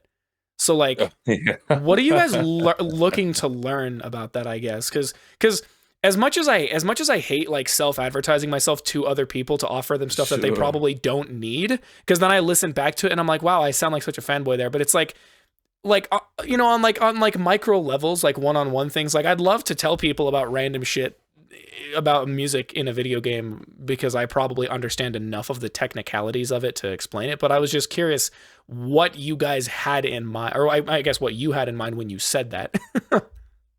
It's most of the language of like the verbiage, the lexicon, because like food, if anything, I can communicate food more than I can communicate video games and cinema and all that kind of stuff. Where you can have the technical understanding, but then also use I guess you can use any adjectives, sure, or like words are just jazz or whatever. But there's other ones that just create better metaphors in a way. Yeah. Like The strongest ones are usually the ones that stand out, like in Children of the Sun. It's very crispy, very chunky audio. But I'm sure somebody who's learned in music can actually have better adjectives and better ways to describe it. Like there's just some sensations that are almost exclusive to different mediums. Yeah. Media. Sorry, someone corrected me on that a while ago. Oh, because media is the plural of medium. Yeah, and I'm like, why can't I just add an S to it and make it plurals? Yeah. What's wrong with that? And yeah, it is just more in the way that you describe it. It's how someone who's really well versed in music has a better and easier way of talking to a 5-year-old. That's what you want. I know food and I know video games to the way where I can describe them to a 5-year-old. I don't know music in that way, to where I'm just like, this feels like my foot fell asleep. I don't know. This song sounds like the sensation of your foot falling asleep. Yeah, and it fell asleep, and then like it feels kind of weird and all like staticky. We're talking about that tone core or whatever the hell it's called. And then like when you're going up a roller coaster and then you're about to go down, like that's what that felt like. So you don't really have to describe the descriptions. You don't really have the terminology that can really help a wider audience. Like I'll watch what's his name, Needle Drop Fantano, every now and again talking about rap. Yeah, and he uses big words and he uses like actual music terminology, but he's better at putting it into simple terms because he's just so educated in that way. Same thing with Darren's way better at talking about movies compared to the rest of us. Because he's been around it so long, he can put it in really simple terms. And that's almost the thing that we're after. Like where you were talking about being made fun of for using big words, we're looking for the simple core of it. Like Darren's favorite review someone ever did was for Reacher, where they said it's big meaty Columbo. And Darren's like, I wish that could have been me who said that. Yeah. Big meaty Columbo. Yeah, that's it. It's just big and beefy Columbo. Wow. And yeah, that's the thing that we're after. If it's music, I have just no idea there. Probably will get to it. I'm not really a soundtrack guy, right? But I can. What is it? I've got a book I got that has more to do with like old school art, new school art. That really gets to let you have some memories like well. Somebody look at it and it's like, what is that graphic? It's this highlighted, pixelated kind of nonsense. But once you know enough, you can go, oh, it's just neon, or it's a little fluorescent, it's like a little glowy, glow in the dark dude. Yeah. And that helps the audience more. So yeah. Same thing with music, where unfortunately I know enough about music to where I'm just using the technical term, and then anyone else listening will just go, huh? Yeah, who doesn't have that same level of understanding probably in the same method in which you learned those terms. Mm-hmm. Yeah, like I know your crescendos and your drops and all that stuff, but like, what's that gonna do for you? Yeah, exactly. Yeah, and I think it also probably just helps to. I mean, the analogy part is the biggest thing about it, because like an interesting idea that I'm trying to think of employing with different video game soundtrack analyses is using different forms of language to try and explain what this soundtrack makes me feel like and what I think it's doing. So like when I did the Ultra Kill thing, it was mostly just, this sounds appropriate to the environment that it exists in. Lyrically, it sounds like it is trying to tell you this. Whereas when I have another one I'm working on right now for the Risk of Rain soundtrack, which is a fucking phenomenal piece of work, where I'm describing a lot of the music in terms of pretending like every individual element of a soundtrack is its own person that is doing its own things. Yeah. Kind of. Yeah. So your understanding lets you get away with that kind of stuff. It's great. Yeah. So it'll be interesting to see how I handle it for the next things. But I see exactly what you're talking about, where I can't do that if I don't understand what I'm actually talking about. If I can only say, this song makes me want to cry my eyes out, that helps some people. Yeah. But yeah, it does, doesn't it? But you almost have to master something so you can be simple. Yeah, exactly. Or like just being able to explain to people, like trying to, like, human emotions are complex, and music elicits a lot of complex emotions that are hard to describe. So if you can do a combining of like using verbiage to describe how a thing made you feel, and then combine it with understanding like the the verbiage and the not so technical aspects of music, you can kind of meld them together and go, hopefully you get a glimpse into what I thought about when I would listen to this music, and maybe it's the same, and maybe this helped you be able to properly explain it yourself as well. Yeah, absolutely. That was very much a like I'm staying in my lane moment when they were asking us that. I'm like, I'm staying out of that one. You're like, good comment, but I can't help you. Yeah, no, you're on your own. That is a thing that keeps coming through of like when you're good at some things and you have very strong opinions, people want to know about everything. Right? Yeah. And you're like, yo, some things I'm not that guy. I will point you to John Williams or someone that's not me. Yeah. You're like, I'm still writing at a first grade level. Yeah, legally. Yeah. So no, that's fair. I think the best thing about that super chatter comment is that it did actually encourage me to go and buy the soundtracks for like my 2 favorite games off of Bandcamp, and I was like, all right, cool. I feel like I've made a difference in the world. Yeah. Yeah, see, like, I mean, to the spirit of the comment where they were asking, oh, how do you feel about people buying OSTs? To me, a tip is, speaking of, is gratuity. It is just no strings attached. Here's money. Buying an OST, you're still an end user, right? So I personally, I don't see that as tipping. Yeah. I could see somebody thinking like that is generous of me, but it's like that's the transaction. You gave them money, they gave you the song. It's still not, Yeah, that's not exactly. It's literally like so to speak. the best analogy that you've made in that capacity is it's like if I want to show a developer how much I enjoy their game, I'm not going to tip them. I'm going to buy the game again and give it to somebody who wants it. It's just another service to continue to support them for the work that they do, and we shouldn't have to rely on tipping culture. Yeah, I mean that too. Like thing I want to do, sneak peek. I'll be doing it here soon. Any game I review that I give 4 stars, that's a like within the month or within the next month, I'm gonna give out free copies. Oh, wow. Like that's just a tradition I want to do because I think 4s are rare. Yeah. Number one. So it's not like, oh my God, every week I'm giving out free games. Like, no. This is like a special occasion. 4 stars to me is like this was so good. I need to get this to somebody else's hands. So yeah, that's what that is. Yeah, exactly. Like, so yeah. Yeah, I really like that. What is your deal with breakfast epiphanies? I saw that and I was like, what the hell is this? Why is there a picture of a Cybertruck and like a stack of pancakes or some whatever the fuck you did? Oh God, because that I've done the sin of start with the title. I was like, that is such a good name. I absolutely love that thing, and that was great practice. Each one of those was made 8 hours before it went live. Yeah, and it was just letting me decompress, having a good old time, just chitting and chatting. I had gotten so used to writing scripts that I was running out of free flow. Oh, So yeah. that was like a return to roots. All of those, they're done in like 20 minutes. I'm just like, just turn on the microphone, pace around, have a chit chat, have it go. That was supposed to be a podcast, but it somehow ended up just me rambling. Yeah, practicing your ability to freestyle. I guess, yeah, just getting that back because I always miss who I was, passion wise. My skills are developing. They're so much stronger now. But if I had these skills back when I had that passion, I'd be a god. So I'm always improving.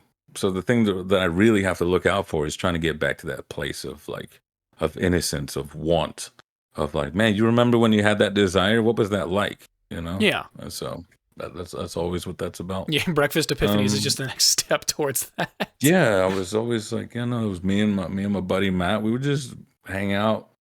It's almost that feeling of being at the school lunch table for breakfast right before school starting. Everybody's eating, and you're just having talks about whatever. Yeah, that was nice. Yeah, but it was getting hard to keep up, and I was actively having to try not make it about gaming, but so much was happening in gaming. Oh God, yeah. And I went, you know what? Just commit to the gaming angle, make a different thing, and then just keep that for later. So I was like, okay.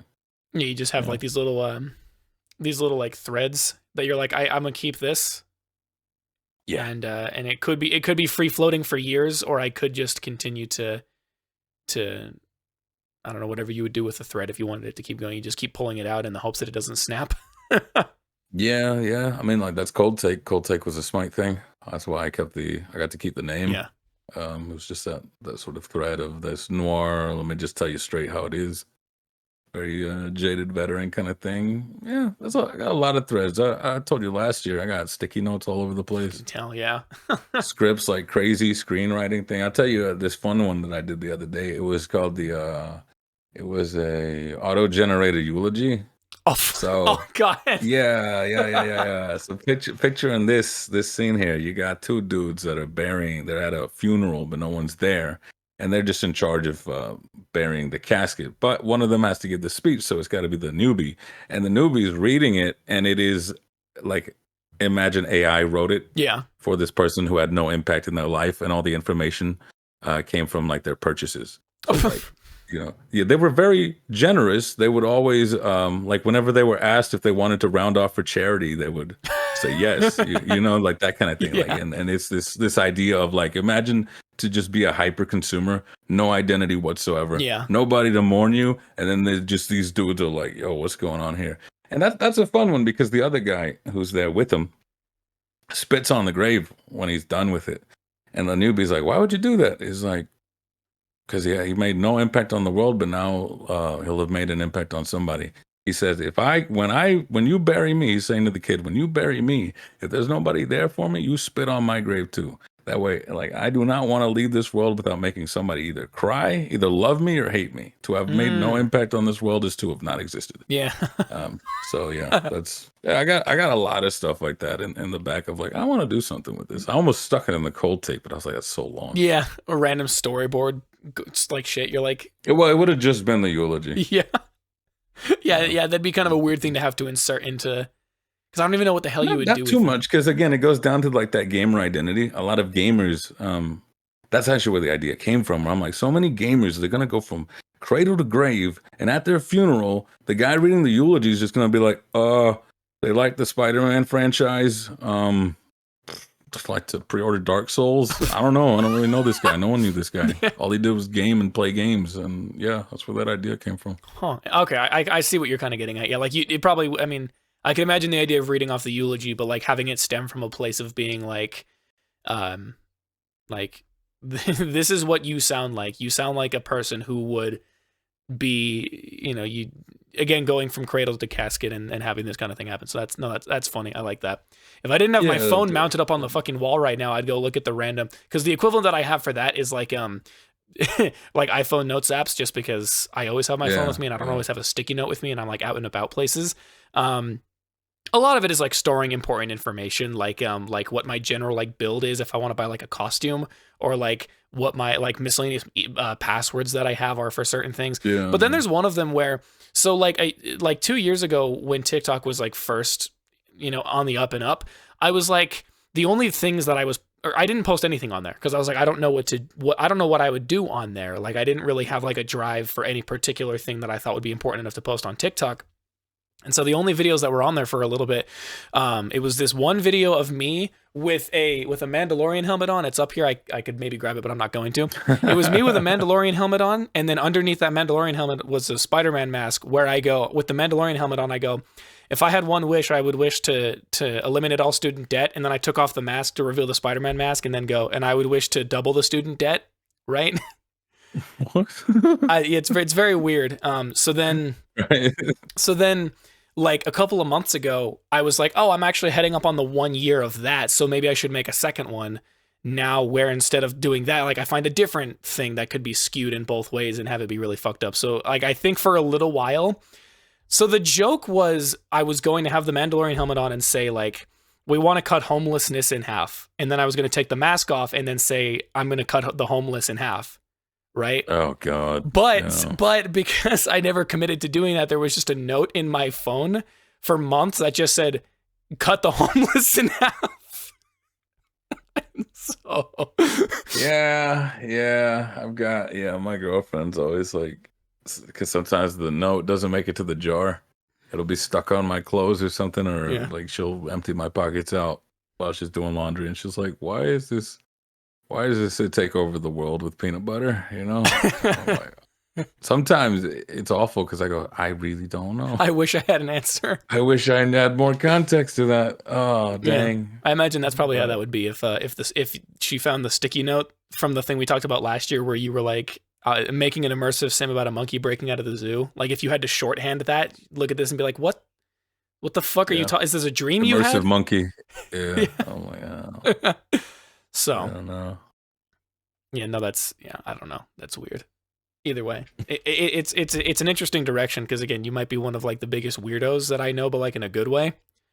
Because Mm. you're just trying all kinds of random things, like Yeah. I need a more method to the madness, and I think we're cooking. That's the thing. yeah, I've noticed one thing. If you're random, it's whatever. If you're random and timely, well, you might hit something big. You yeah. know? Or if I'm just your waiting. incoherent ramblings end up actually revealing like a big thing to people, then they're gonna be like, wait, hold on, I caught that, and you're gonna be like, this was just a load of BS. I'm not gonna lie to you. Yeah, it's when I'm trying to not be deep. That's where I want to be. Yeah, I want to be in that flow state. Choo. yeah, Can't be too serious, but I have a little self respect, I guess. yeah, a little bit. Yeah, you're like, don't denigrate myself too much. Try and have like a little bit of class. I guess, yeah, a little elegance. But yeah, no, that's fair. I'm excited to see where that ends up going because I get random notifications and I'll be like, oh, okay, yep. Wonder what I'll be in for this time. That's fun. This probably isn't going to go anywhere. It was just a random note that I wrote down. I watched your little thing talking about Animal Well, and you were like, this is the game that made me add the 4th star to that review, or basically make that whole review system in the first place. Yep. And it seems like it's such an intricate game that the developers were like, you'll be able to find things for years to come. And I looked at that and I go, this game would stress me the hell out because I don't have like a completionist narrative, but especially if we're talking about like a really big open world game, I'm like, if the game wants me to go to the left, I'm gonna go to the right. And if that right turn, then or I guess if I think the game wants me to go to the left, I'll go to the right. And then if I end up going to the right, finding out that the exit isn't there, and then that splits 2 ways, then I tense up a little bit. So I go a different way, and then as soon as they keep expanding, I'm like, okay, no. I'm like rocking Oh back and no. forth in my chair. I'm like, this is too much. Oh no. No, don't. You'll definitely feel that. I wouldn't say that it pushes you through. It's not hand holding in any way, but it was playing it the second time that I went, oh, because I do that too. Of like, I wonder where to go. Oh, I always go right. What if I go left? Oh, look at that. Yeah. No, but in this one, it is very subtle in the way of like, oh, it's a squirrel that keeps running away from you in a very specific direction, and then the ghost comes through, so you'll want to detract and go this other way.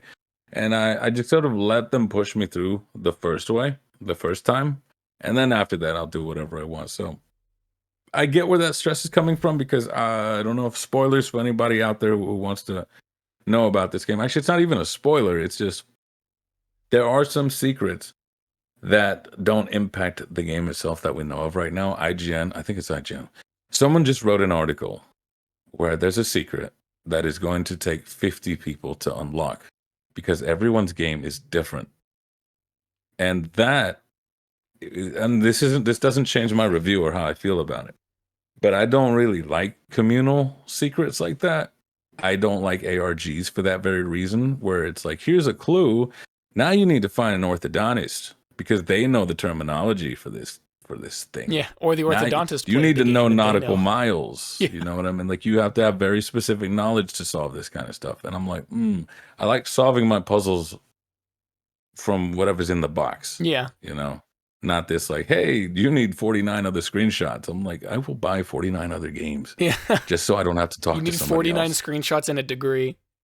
And only then. Maybe, yeah, it's like the Pokemon thing, right? Where they sell 2 different versions, and if you wanted these other Pokemons, you were going to have a link to go with each other. It's like, no, I'm just going to buy both games. Yeah. Right? Fuck your community. Black Ops did that too. Yeah, no, same, exactly.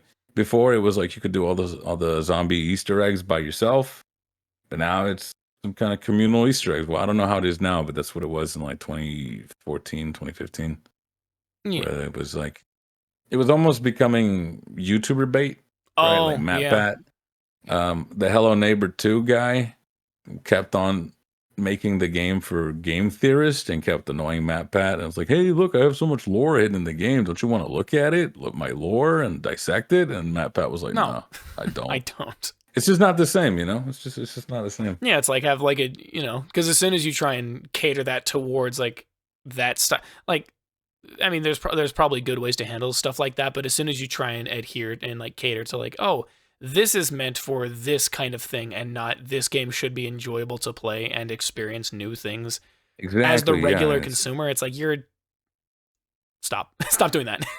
Yeah, it's like you want to be you want to be an archaeologist. You want to find real dinosaur bones. You don't want to go to a field somebody set up and there's chicken bones laying around in there. Yeah, It's just not I the want to same. find real Right? Easter eggs when I walk out into my neighborhood, not the ones that my not the ones that my parents Yeah, planted for my 3-year-old nephew. yeah, no, something like that. But it doesn't take away from the game because you can. That seems to be. It seems to have a lot of layered external puzzles. You can solve all the internal ones within the game. So like, I'm okay with that. You know, it's a compromise. I just hope a lot of people don't take the wrong message from that, as they tend to do. Yeah, Where it's like, oh, I should make these puzzles that you can't solve without at least 100 people. Like, yeah, that's brilliant. yeah. It's like, do you think 100 people are going to play your game? Exactly. Obviously, in Same the case thing. of games like This, Animal, yes, but this was an issue with a lot of Souls likes. A lot of them do that Elden Ring lore type stuff where you need a Vadi Vidya to dissect it for you. And it's like, you're not going to get that big. You might as well just tell them the story up front. yeah. So, you know, that's Oh, not I to see, be oh, I see what rude. you're It's saying. just, Games that were okay. When you said Souls, like I thought you literally meant games from the Soul series, and I was like, what? No, no. Like like Vadi Vidya, the biggest lore dissector for any From Software game, and he's like, I found the text that had to do with the back of this wrench, and I've gone to these locations and I've read the ancient text, and this is what the story is. And you're not gonna get that for indie Souls-like games. Like what is it, the Tarnishing of Juxtia? I don't know what the hell happens what in the that hell is that story. game? I've never. Exactly, exactly. No one's heard of these things. Like Moonscars, I was the guy. I was like, oh my God. I dug in, I dug deep. I talked to the developer on that. I said, yo, can I get your notes? Because I want to see how you wrote all this out. He's from Ukraine. It was in the, like right when the war was kicking off. He was tweeting me like in between bombings. I said, brother, that commitment. Yeah, that's Now I feel bad. He's like, I'm gonna get him killed because of the glow of his laptop yeah, or something. yeah, because he You know, like, get him jeez. killed. He like, oh, there's a fucking truck driving by. You asshole. I hate these people. Hold on. There we go. No, it was Yeah, like you can bet here. literally, it's like, it's like the game dev equivalent of me closing my DS before my mom comes in to check on me sleeping, and Mario says bye bye. Yeah, Like- yeah. So that was the thing there. But Yeah. you know, hopefully, you know, make your uh, make your good games and make them stuff that people can make can finish with themselves just alone. Because not everybody gets to be a Souls, like not everybody gets to be an Animal Well. Yeah, exactly. Uh, So I respect that about the game. Still probably won't get it personally, but I will joyously consume a lot of content about it because I'm like, this is sick. yeah, I'm curious to see where they go with it. Myself, I'm only missing like 3 eggs or something. I might have to go back and I'm waiting because he had. This is how confident he was. A little insider stuff for like game journal stuff is that we get games early. People know that we get them for free. We get them early, but sometimes it's like 3 days before launch, 2 weeks before launch. The big ones are, well, the ones I've seen that are the most confident. That it's like a month out. We've had Animal Well for a really long time. Oh, okay. That's how confident he was. And I fell in love with that thing from the get-go. I was like, really? I have to wait this long to talk about this game? I have to Like wait the till last Christmas to game- open my. Yeah, I have to wait till Christmas with it to talk about it, to let people know I know. Yeah, so like that's how confident he was. And that's one thing I haven't seen on Twitter. Everyone, you know, good on you, Donkey, good job. But I don't think anybody mentioned just how long that tail was. Last game I saw that had that confidence and it popped off as well was Dredge. Oh yeah, We had that for like a month and a half. nice. Mm.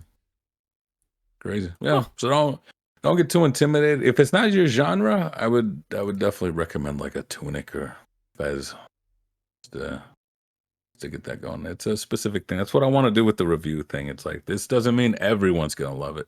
But if you go, this looks like my jam, then you're probably gonna love it. Yeah, exactly. And and it will I guess what's the word? It will jive with you about as well as this 4-star system dictates, or will try and show you. Yeah, hopefully. And I want it to be more personal. That's why, like when you said the ambitions of Second Wind, my ambitions is I wanted a big program where each critic kind of has their own voice. They each get their own profile, so to speak, of like, here's what they like, here's what they don't like. And then for the big games, everyone gets in on it, you know? And you get to see how That all way of those you, likes and dislikes sort of work with it. exactly, because like all these outlets have they have so many journalists, but they only ever have one guy talking about a game.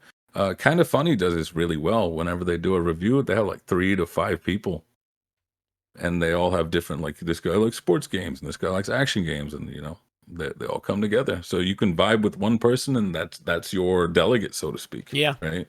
What if you only like fighting games, but even the fighting game guy liked Sekiro? All right, I'll give it a look. Yeah, exactly.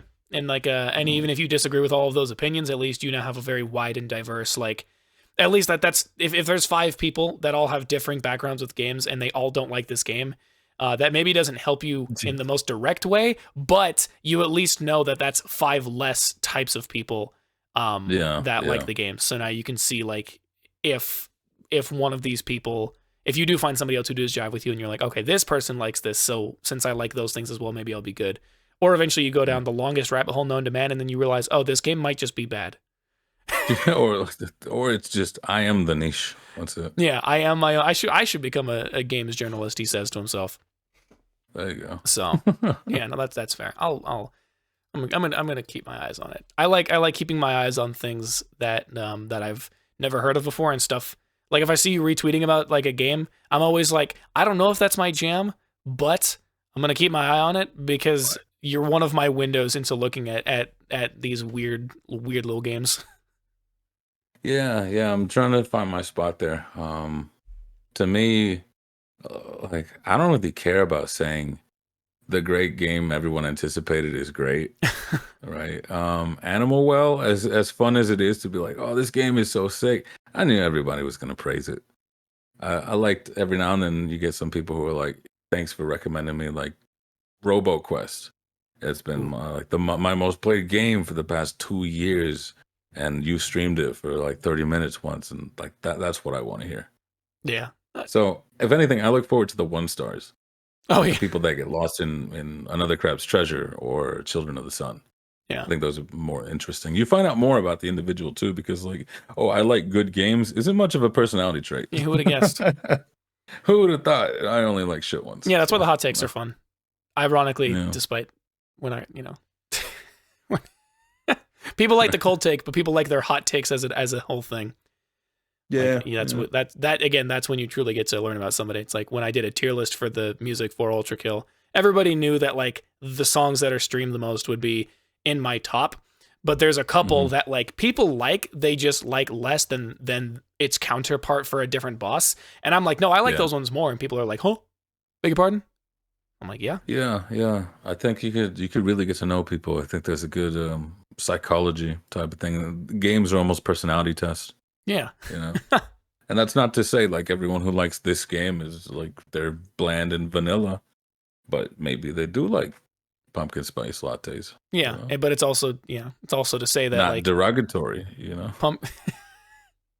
not a pejorative there.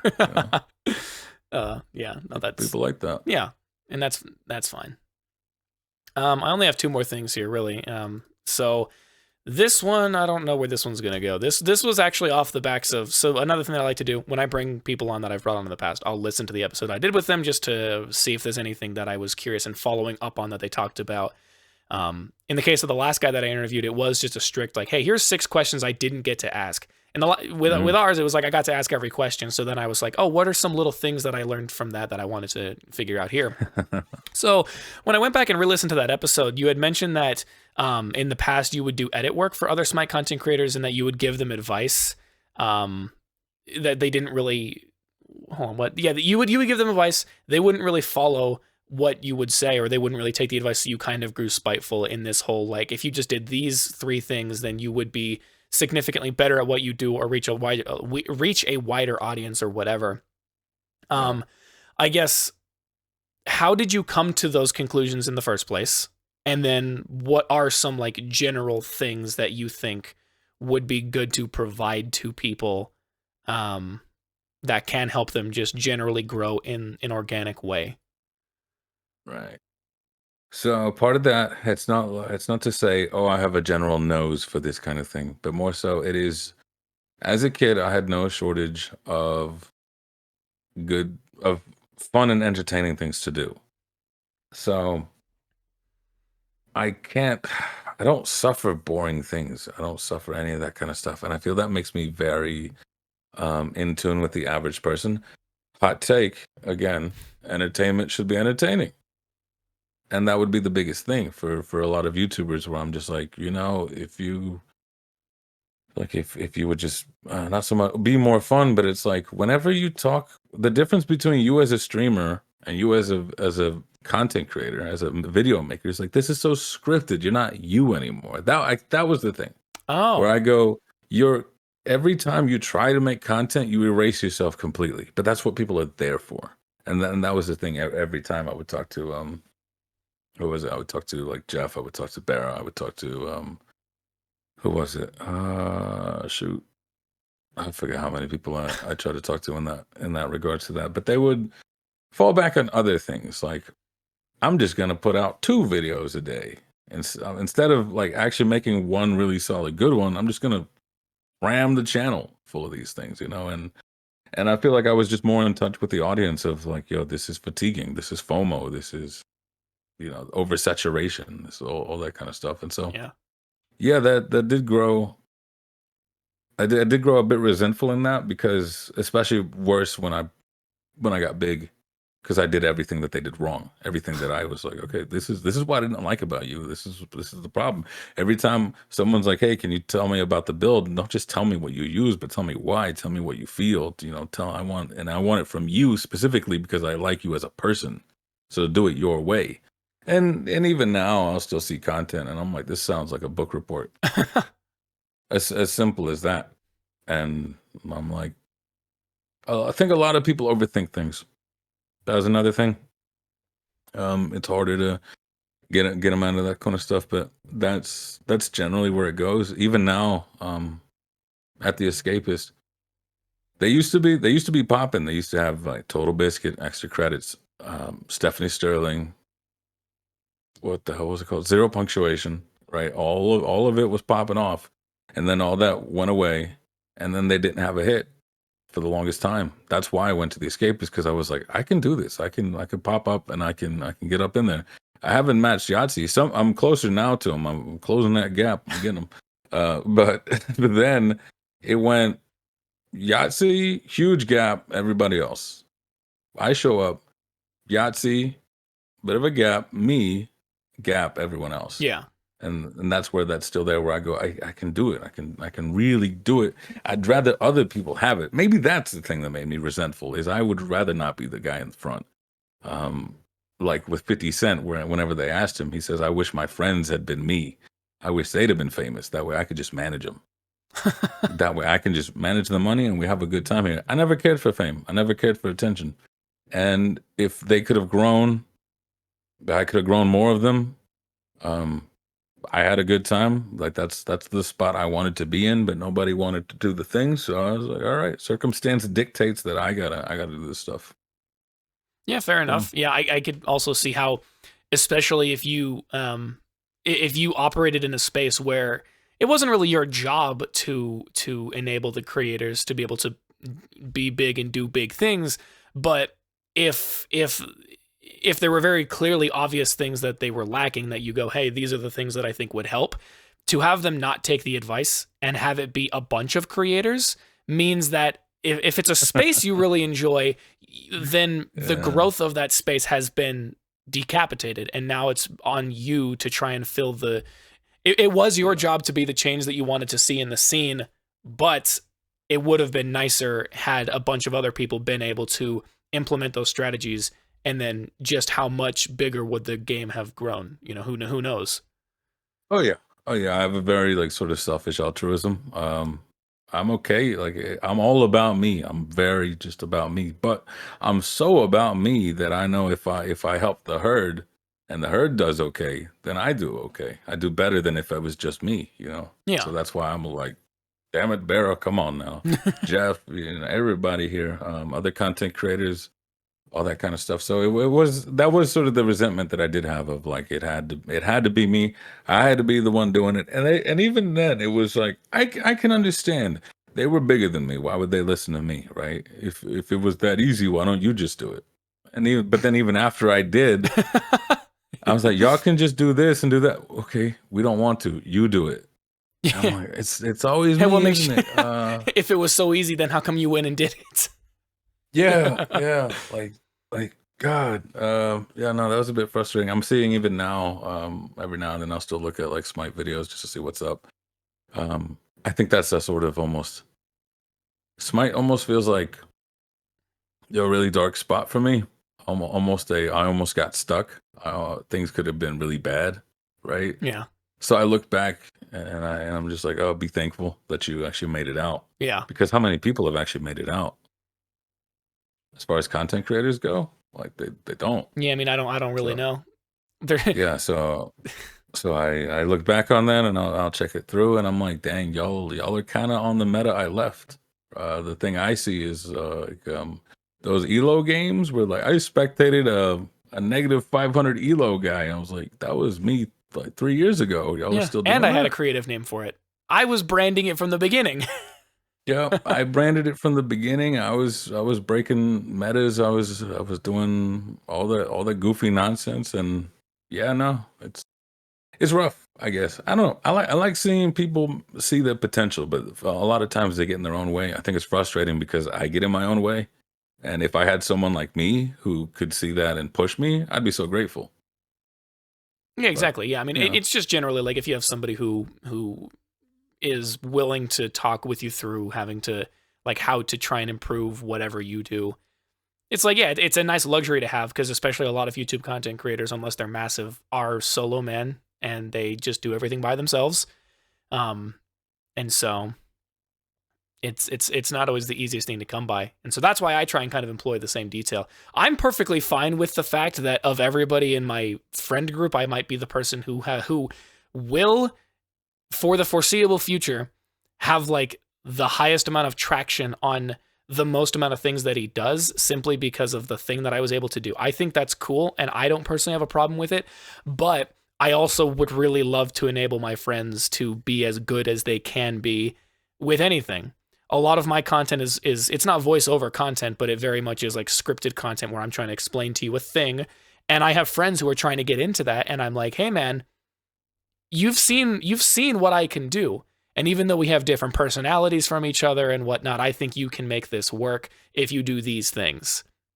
And so I mean, even though it's obviously on a significantly smaller level because it's between me and like three other people, uh, it's still one of those things. It's like, yeah, I'd be kind of frustrated if they didn't take my advice, and then especially if they got upset, because with smaller content creators, sometimes it gets a little bit burdensome to know that like I put all this effort into this video and nothing came out of it. If yeah. I would hate to be on the receiving end of like, or I would hate to be the person that tried telling my friends what they could do to be better, have them not even attempt to try and do that, then have something flop, and then I have to hear them bitch and moan about it. Oh yeah, no, that's frustrating. That's why huge respect to my boy Matt. We were getting out of high school. He was not the most studious I was, and I was always I wasn't the kindest. He's a good friend because I was an arrogant prick, and I would be like, Joe, just do this. We just do this. We just do this, and we do that. And I was right a lot of the times, right? But insufferable about it. And Matt was like, I forgot what we were doing, but it was like after graduation, or he was like, you're really smart, and I know you're right, and I could live a better life if I did what you said, but then it's not my life. So you're gonna have to be okay with me just living my life because that's what I want to do. Like, and I respect that.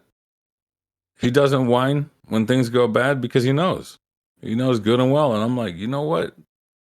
If like that's the realest man I've ever met. Yeah, The exactly. guy who's just like, I know my place. I have no ambitions. but I'm not going to complain, and it's my life. I'm like, all right, Yeah. I'll And do that, but yeah. no, No, exactly. That's that's just it. that's just the thing that gets to me the most. It's like, yeah, I'll let you live your own life so long as you're not harming other people. But then also, Yeah, yeah, if yeah. you're doing all of this and then you're like, what? Like, I mean, trying. Yeah, I don't want to hear y'all crying. Yeah, I don't want to hear you crying about it. Yeah, like the best example is like we had a buddy who we don't talk to him anymore because he's like a bad person, and I'm comfortable talking about it on here. But a lot of the flaws that we found within him actually came off of the backs of Smite because when you're playing with a bunch of people, it's kind of like a tenuous situation sometimes.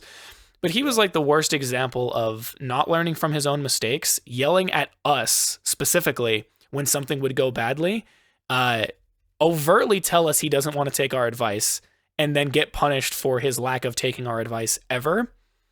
And then he would just, throw a fit and complain. And obviously, the way that I'm describing it is on a much more childish level to a certain degree, like gamer rage type garbage. Yeah, yeah, But it's the yeah. overarching, like, I'm like, if this is how you're treating a video game, like, and then I would see a lot of Yeah, examples yeah, of that, man. like in real life, where I'm like, I don't have time.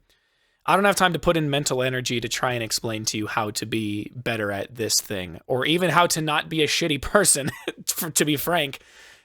So then to see him, I was like, I don't have the energy to put in and do all of that. Then have you not take my advice, maybe even putting on a facade that you were going to, and then I don't see any change, and then something goes bad for you, and then you come back to me to complain about it. I will not be your life coach and your therapist if you don't want to take anything Yeah. I tell you. Yeah, yeah, yeah. A lot of people will take that the wrong way and just be like, "Oh, you want people to do what you want. You're a very controlling freak kind of person." But it's like, no. I've said this to many people where I'm like, "We can lose every game. I will be happy because I'm having a good time with you. But if you're gonna turn insufferable and you know I'm willing to help you, and you don't do it, and you're still complaining, like you're just eating up resources, making it all kind of rough in all kinds of ways. So yeah, that can really get on you. You say you're comfortable with being the only person out of your group that ends up being successful. I tell you one thing, it gets a little lonely. Uh, yeah. It gets a little lonely. You get pretty tired, and even for like conversations, right? I can't talk to.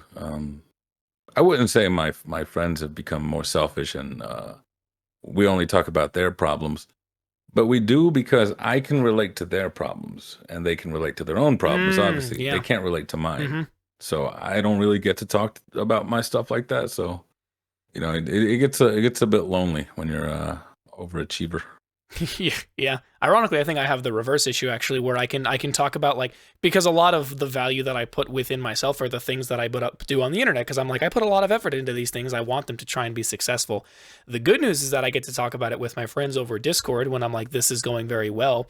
The slightly awkward part is then having to try and like explain that cathartic feeling to my real life friends who just graduated college, and my friend moved to Texas because it's cheaper, and some of my friends have gotten married, and I'm like, I have a video that has 300,000 views on YouTube, which is pretty cool, but I don't think that means anything to Right. them. Not because they're assholes, but Yeah. because it's not nearly as important. It, you're young. That's gonna balance itself out. As somebody who was like my friends were in college, they were getting big jobs. What was I doing at 19? At 19 is the first time I ever got paid for voice acting, and it was with a Sonic gift card, right? Damn. Remember Uh, what you bought with it? hot dogs or some slushies or something. I was like, man, let's go get some hush puppies, bro. Hell yeah. And it was a weird time because everybody seemed to have their life in order and they were actually doing something there. And now, I got my own schedule. I have my own company, so to speak. Yeah. I got crazy salary for someone who never went to school, who, any of that kind of stuff. And so you're doing well, but it does flip flop because again, I traded for a higher ceiling. Yeah. They had a better floor. They were doing way better than I was, but that ceiling, it's still climbing. It's still surpassing them. Yeah, exactly. They're the ones asking me now of like, how did you get into this kind of stuff? Because I'm tired of my job. Yeah. And I'm like, well, you should have kind of did what I said. We were 19 and 20. Yeah, or at least kept the information in mind. I didn't expect you to follow the path, but at least try and retain some of the information or act like you Yeah, cared. yeah, yeah. I don't want to be like I don't want to be that guy. But you can't have any success without the trials and the tribulations. And if you're not willing to commit to that, you don't have enough passion. That's the thing. Like if you don't have the passion to put yourself through those hard times, you're not gonna make those good times. Oh yeah, no, exactly. Yeah. So, no, that's a good way to look at that in general. Um, Last thing is like I don't know. I've seen a lot of games you've been gushing over recently. You know, you've put a lot of hours into a bunch of different games. Namely one in particular, particularly poker style game. Oh, But I'm just like just like what games have you been like really into? Whether that list is compiled of ones that you have been talking about, like Animal Well and Balatro and all these other ones, or if it's just other random stuff that you're like, well, I'm not going to go and make a video on this, but this game, bangs. I would never. I would never let actually, I mean, I say that. Yeah, Yellow Taxi Goes Broom. That game bangs, but I haven't finished it. I don't want to review a game I don't finish. Fair. But I had an impression script written up. But yeah, I got so busy. I also got sick with an infection in the tooth. Ugh. And that kind of like ate my free time up, whatever I had left. I was getting so good at the stuff that I was doing that I was getting a lot of excess time. But yeah, no, looks like I get enough free time to have some sick days. That's all that ever happens to me. But as far as like other games go, Balatro, my God, it absolutely ate my life. Moved on from there to playing Animal Well. Game came out yesterday. I got 40 hours, but obviously I've been playing for like a month. And funny thing is, being in games media, you don't have a lot of time for games. So Damn. yeah, no. Like last year, 2023, huge bangers after bangers, Baldur's Gate 3 and all this other stuff. And you get through all these things and you're like, I want to play video games now. I haven't played games in 3 months, but that's all you did. So yeah, and not weird. Like yesterday I played, I haven't gotten to play games. I'm going to play this game that just came out. It's called Little Kitty Big City. Oh God, I'm It's so excited. You seen that? It's a cute little cozy game. It gives me American Wasteland vibes. Tony Hawk. Oh really? How you can Yeah. just like Fair enough. skate, Actually. not the skating, but this sort of like you're in a small little area. There's a random NPC that's like, oh man, I ruined my phone. Can you go steal me one? Type joints. It's weird that it has those sort of vibes. Yeah. To me at least. And it's really short. It was like 2-3 hours, but as much as I do play games, after some gaming, I sort of decompress. I'll go read. Yeah. I'll go like I just got what the hell was it called? For my birthday, I got the Lemony Snicket series. I also got the Percy Jackson series. There's all the stuff that I used to love. I'm trying to use that to jumpstart my brain back into reading. Yeah. Because I'm also reading The Witcher, but I can't get more but like a chapter before my brain's just fried. So I'm like, it's like trying to jump into your old personal best. Go back to even like the juvenile stuff that you used to like Mhm. to like train that back up. So that's fun there. Watching TV, Reacher.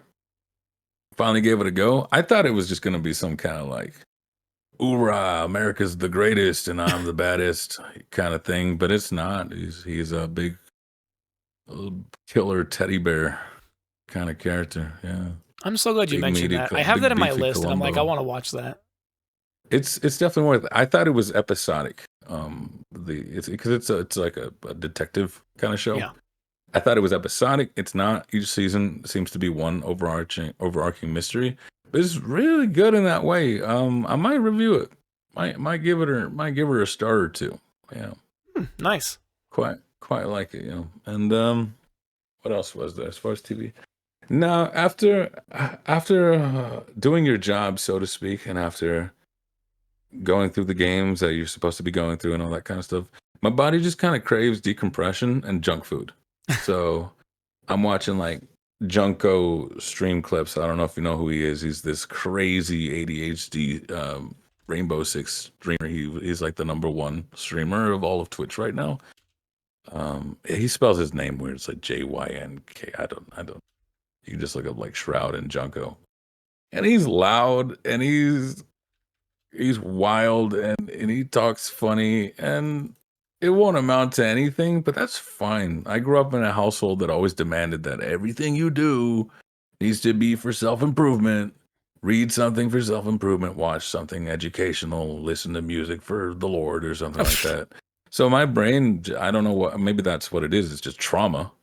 That's just every now and then it likes to have a something that goes, what's this for? Is this for work? Is this for yourself? It's like, no, it's just garbage. Just having some garbage and it's good. Yeah. You want some?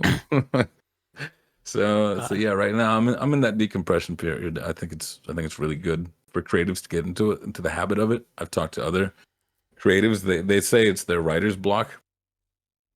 I think it's the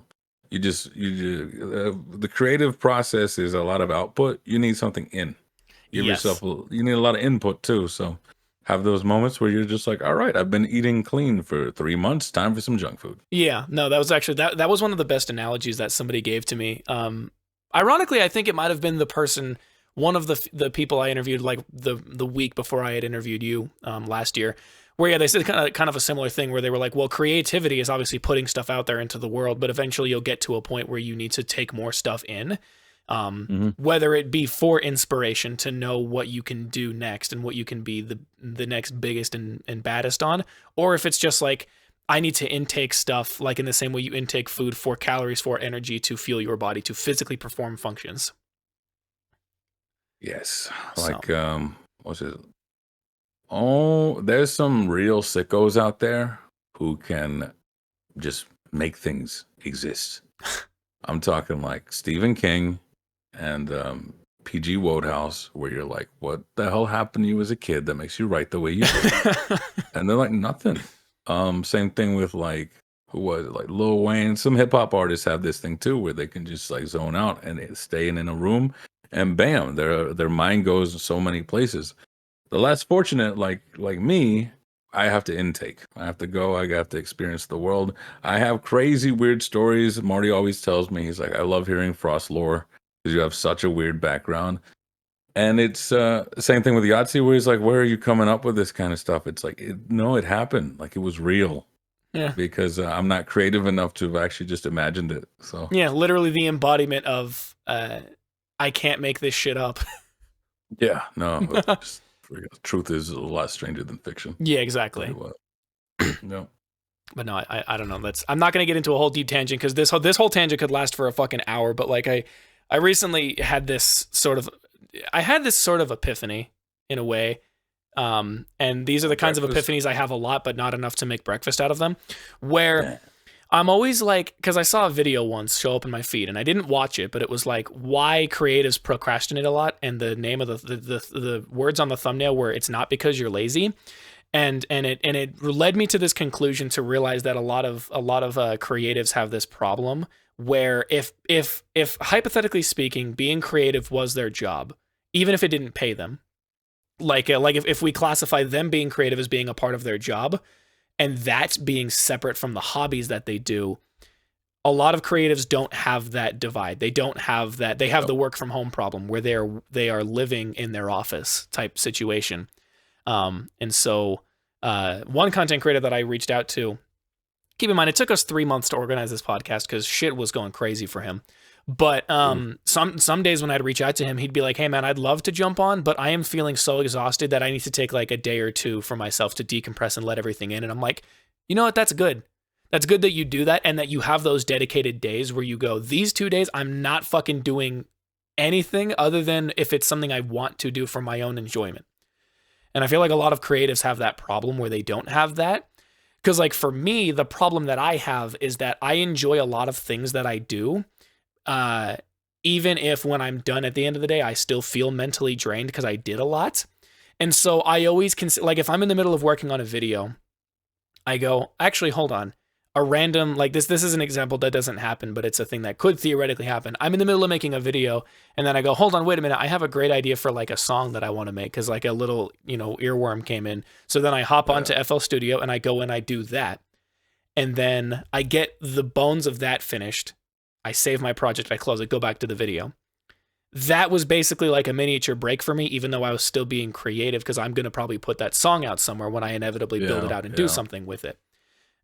If I'm in the middle of like, it's like the same philosophy I have at work where I very rarely take my dedicated 15-minute breaks because I'm so good at my job that I have just half an hour chunks where I'm not doing anything, and I'm like, oh, I'm just gonna like look at what's going on Twitter from my favorite creators, or I'm gonna watch a YouTube video, or I'm going to um, I don't know, make changes to the Discord that we have or whatever.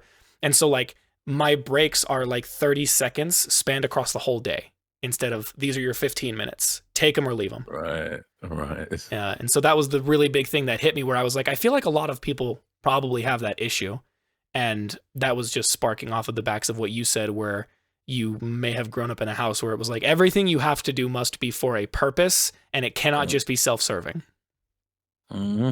But even then, so on top of that, it would also be like I would slack off a lot, and I would end up being like, oh, do a little bit of work, slack off a little bit, do a little bit of work, slack off a little bit. Whereas, uh, it's because I didn't have anyone to really discipline me to like keep me restrained to that spot. Whereas I go, you've been here essentially all day. When you've done so much procrastination that you've only done like actually 3 hours of work, you could have just done 3 hours of work and then had the day Yeah, instead of being exactly. stuck in the office the entire time. And that's another thing too for creatives listening to this too, and because there's different strokes for different folks. But this one thing that's really right now, as I'm experimenting and being able to tap into my creative brain at will, is having a lot of stuff I don't want to do, but it keeps me disciplined. Like I work out so much more now because I'm the master of my time. If I wanted to, I could just play video games and write the entire time. But then I'm just always doing the thing that I want. I never get to escape. Our Yeah. creativity is our own escapism. So go mow the lawn. You're trapped there now, right? Bam. That's when your brain is just like, oh man, all the things that we could be doing instead of doing this kind of stuff, that'd be great. Take some time to have like a skincare routine because in those 15 minutes, your brain is just like, oh man, when I'm done with this, I get to go do other stuff. It's like when we were in school, right? Once you're out, bam, that's where that passion came from. How was it that I used to go to school and have a job and still have those ideas and that passion? It's because after I was done with those things, boom, my brain was ready to let go. Whereas now it's like your brain's not hungry anymore because it can always be creative. Yeah. That's a big risk when you monetize your creativity, right? That's why Yahtzee is impressive as hell to me. I'm like, how do you manage? It's because he's done it 3 ways. He writes books, he does the YouTube stuff, and he makes video games. So each thing he does is keeping him from the stuff that he wants to do. So whenever he's done with the thing that he's doing that he wants to do, his brain pops off again. Whereas mine, it's not there yet. Not just yet. I'll clock in, I'll clock out. I'll taking a break to make lunch.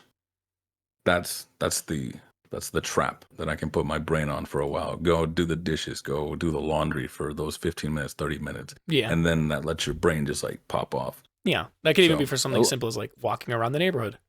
yeah, Like a lot of anything. like that restraint can really help your brain in that sort of way, I guess.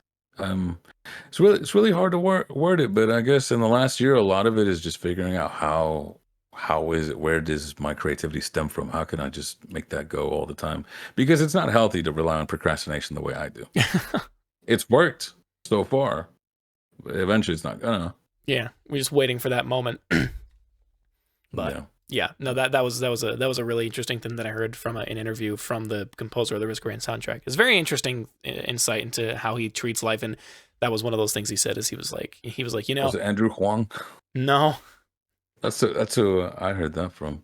huh, He also did a diagram of like, here's the thing that'll make me money. Here's the thing that I want to do. Here's the thing that's popular, and like these are the things that I'll end up doing. here And are the things that keeping happen to track of fall in that stuff. between them. Yeah, Musicians are really, really big on figuring out how to tap into their creativity. yeah, Because because how you can, many times do they just sit in the studio and it's like nothing's coming to me? Because you really got to get away from it. You yeah, got to get exactly, away from yourself. yeah. But no, that the composer, he was just like, yeah, if I have a day where I'm like, I don't know what the fuck I'm gonna do if I'm having a creative block, he's like, I'll just go like, yeah, literally do anything but that, anything that I would prefer to rather not be doing, because that's Mm, also if it takes me an hour to do my taxes, then that's an hour that I gain back doing the thing that I want to do, and I don't have to dread having to do taxes later, yeah. like later Yeah. in the month or whatever. So yeah, no, that's very good. So I like that. I like that we've basically come full circle and been like, yeah, if you wanna put out, you need to take in sometimes. Oh yeah, all the time. So. It feels, yeah. Put out, take in. You just need to have like how do you? I don't know how you do that any other way. Again, like PG Wodehouse, huge novelist. He would put out like 4 books a year or something when he was alive. I was like, I don't know where this guy comes from. And Goddamn they would just robot. say he would just sit out on his porch thinking and writing stuff. Like that's not a way to live, man. How could you manage that? So, yeah. Find a way to bring a Ouija board and ask him and be like, what the fuck did you do? Oh, and one last thing. Don't be so concerned with perfection.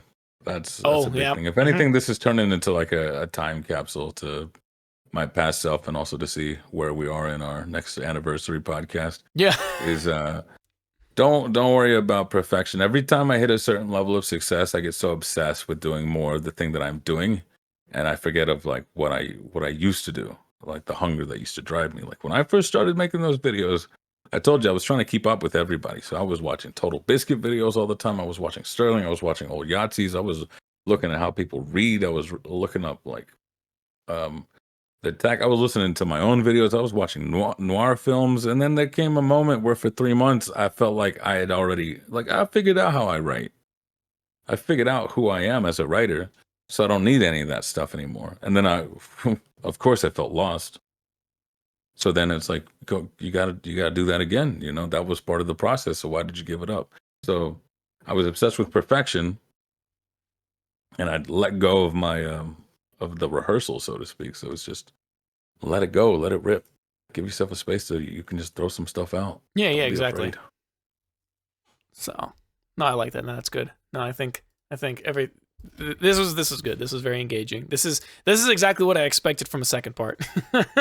And I'm hoping that this is what everybody else was expecting from a second part. So, I don't know. I guess as much as I didn't think I had a last question, I guess my last question for you is: do you have any questions? Because I was flabbergasted that you were the first guest to ask me a question. I was like, what the fuck are you doing? I mean, I always do that. No, I like that. I always take everybody's podcast because it's like, yeah, how you guys doing? I mean, just for you, son, like it's not just me. You've kind of come a long way. You've come a long way too. Everybody's gone. What do you have to say to you? Your past self. Because that's the thing that scares me about you, young man. You're so well put together. You never know what you don't know. Yeah, that is fair.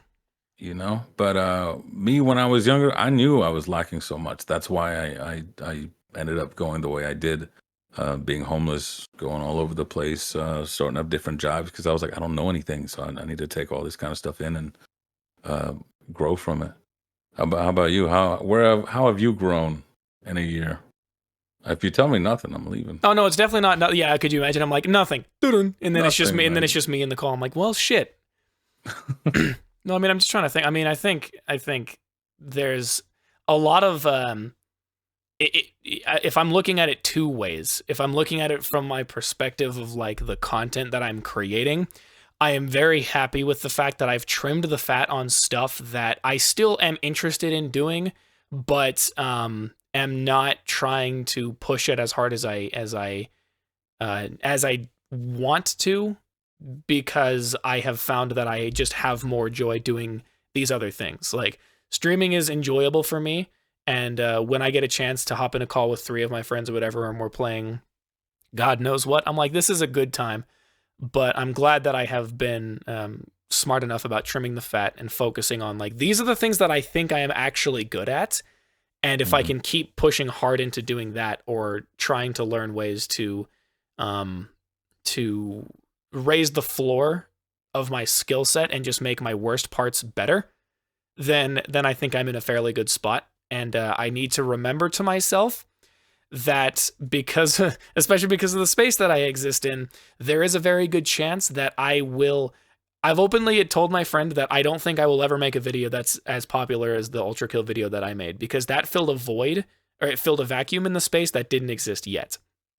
And I don't know if I can certainly fill much smaller vacuums in other places, but regardless of the fact, I've recognized that because of where most of my viewership has come from, I recognize that videos moving forward that are not in that niche are more than likely not going to do as well. But as long as the people who do see it can look at it and recognize that I'm trying to avoid being a one-hit wonder situation where people can look at my content and go, oh, I can see this definitely isn't as popular as his most popular video that everybody knows him for, but it hasn't stopped him from making better content. That's what I'm hoping for. Yeah.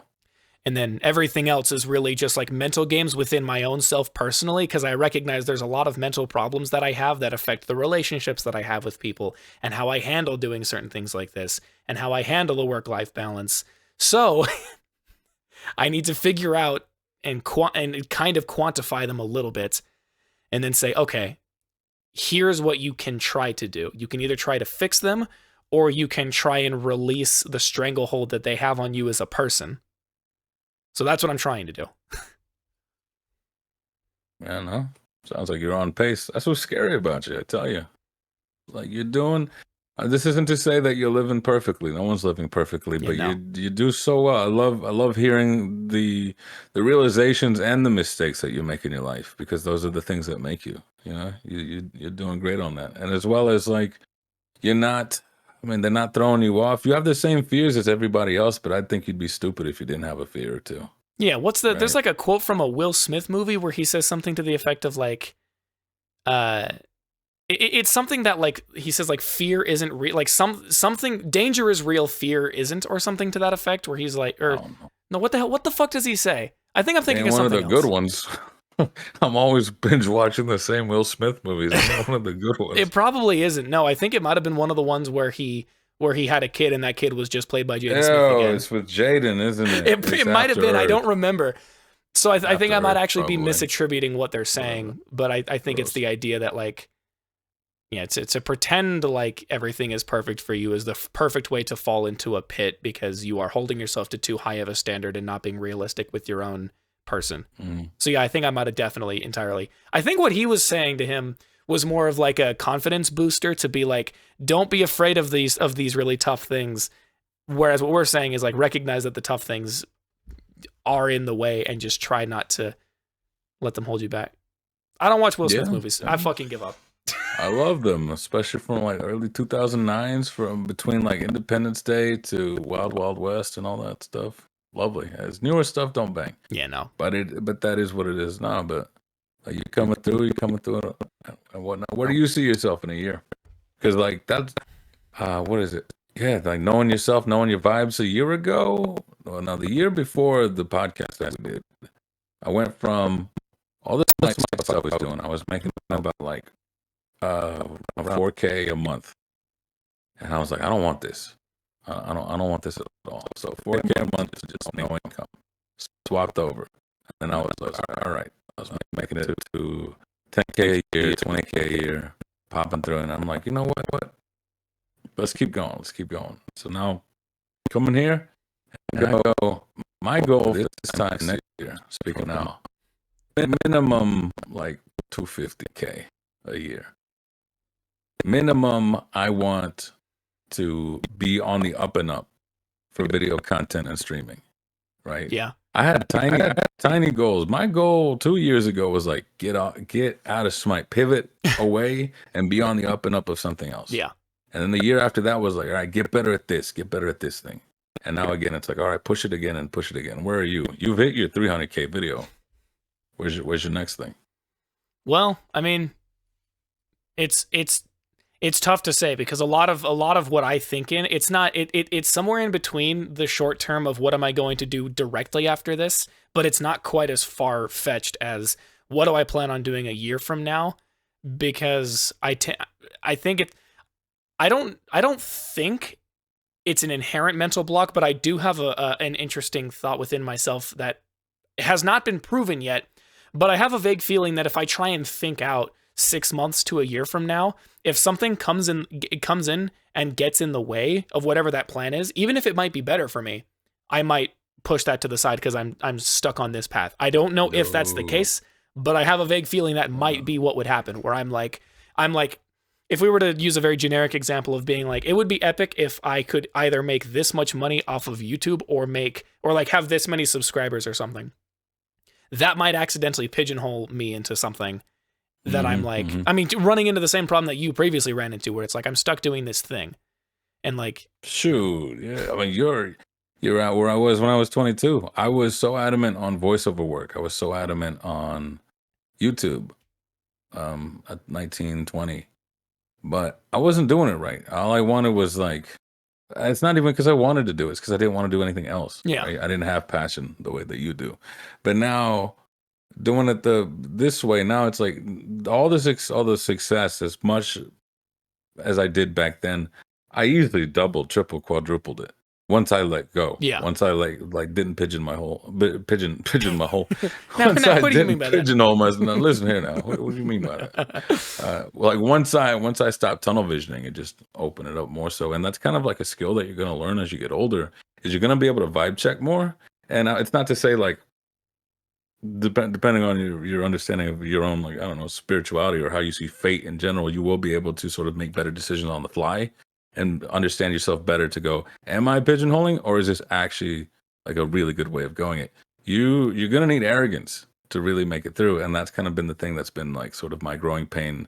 The 3 years prior to this was going, this feels like the right move, or do you just want it to be the right move, you know? Yeah. And it would be a lot of juggling for that. That's why like my 20 to 25, like make mistakes, commit to your moves, and you know what it feels like now when you're just pigeonholing.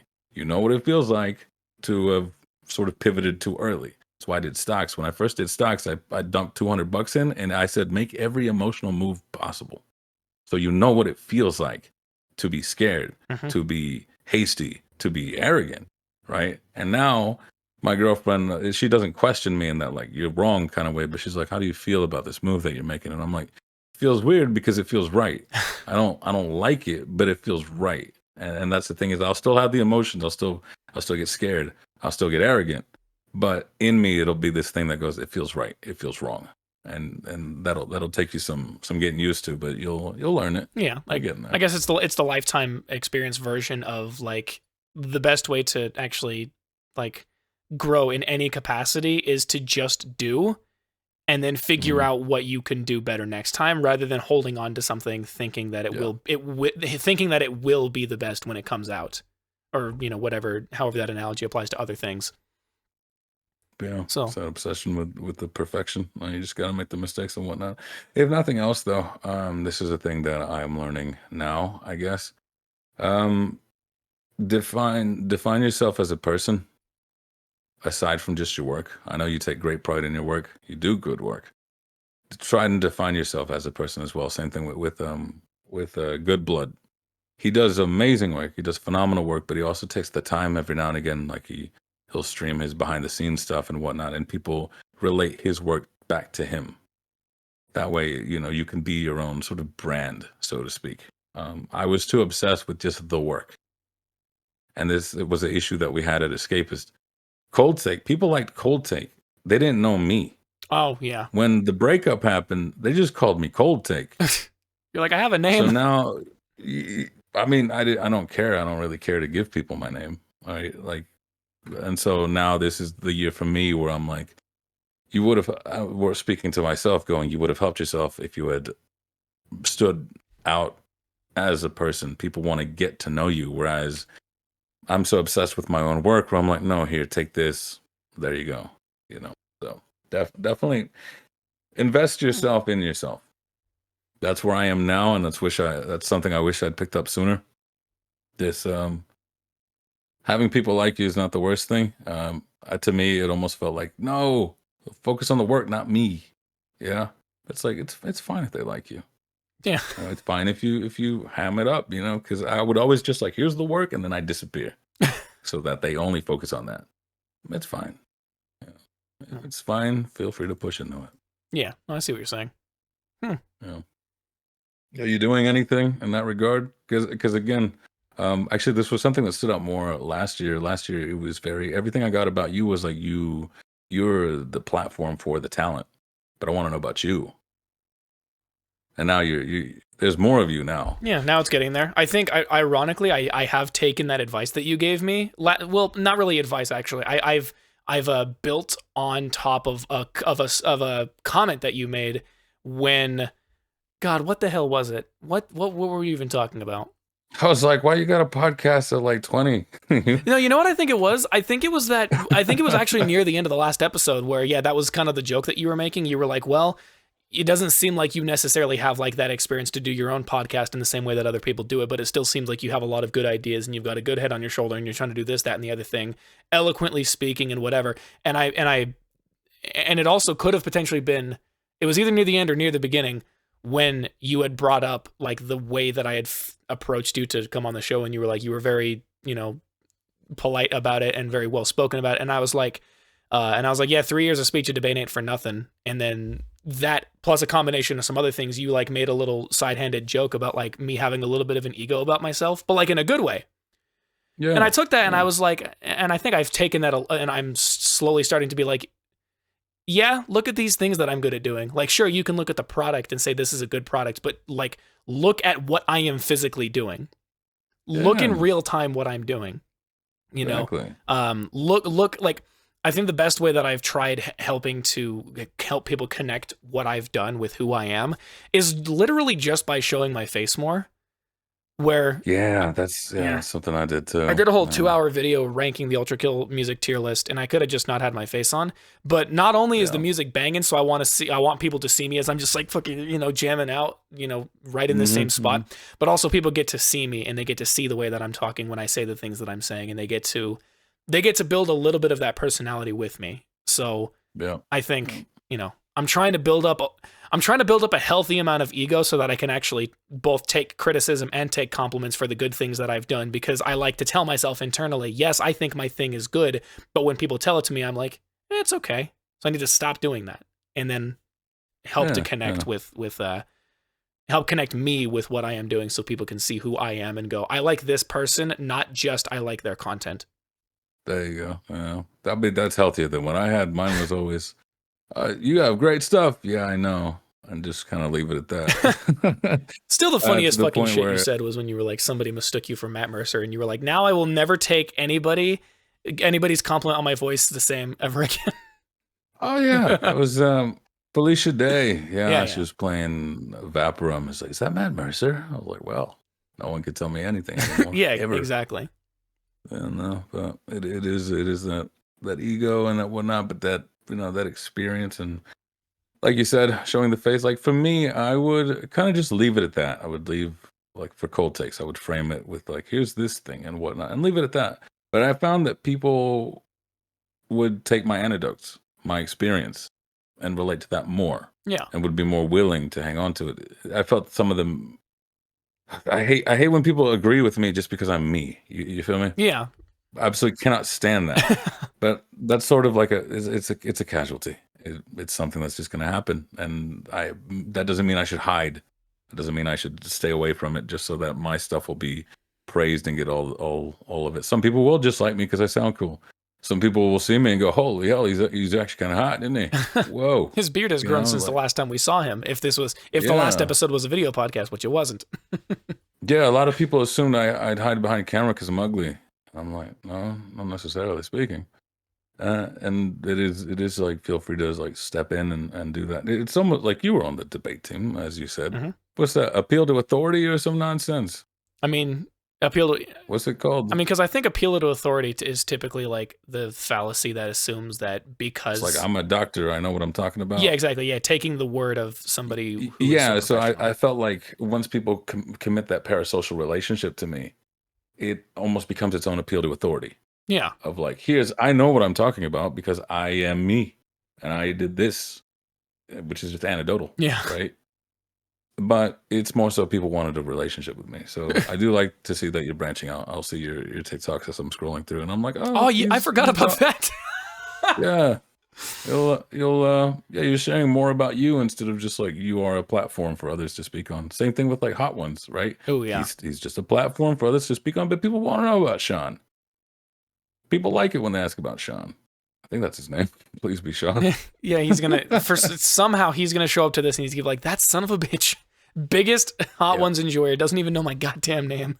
Unfortunate. No, no. But yeah, as a creative, that'll be the thing for like from the I guess the homework for you and me from this year to the next year is to grow yourself as a person, grow a person that the audience can latch onto, you know? Yeah. Because I don't think there is a creative that has the ability to just drop something and the thing gets praised and no one talks about that person. I don't think a person like that exists. Yeah. So All right, yeah, I like that. You know what? Honestly, I genuinely, if I had sticky notes on me, I'd write that down. But I'll remember that, and I'll write that down on a sticky note. Having something physically in front of me does help me think about that. And luckily, I can say that I've slowly been getting there with trying to evolve myself as a person and try and actually show people that evolved version just by virtue of how diverse the stuff that I make is, because a lot of it is impersonable, like my music. A lot of it is very personable, like my TikToks. And so I'm hoping that via that spectrum, people will look at it and they'll go, oh, he likes to make music. He has these kinds of opinions about these sorts of games, but also he believes that most people in the working class are getting statistically underpaid type, like through the TikToks that I make and whatnot. So yeah, I'm gonna keep that in mind. And as soon as my desk gets full of sticky notes, I'm gonna take a picture and be like, this is thanks to this son of a bitch.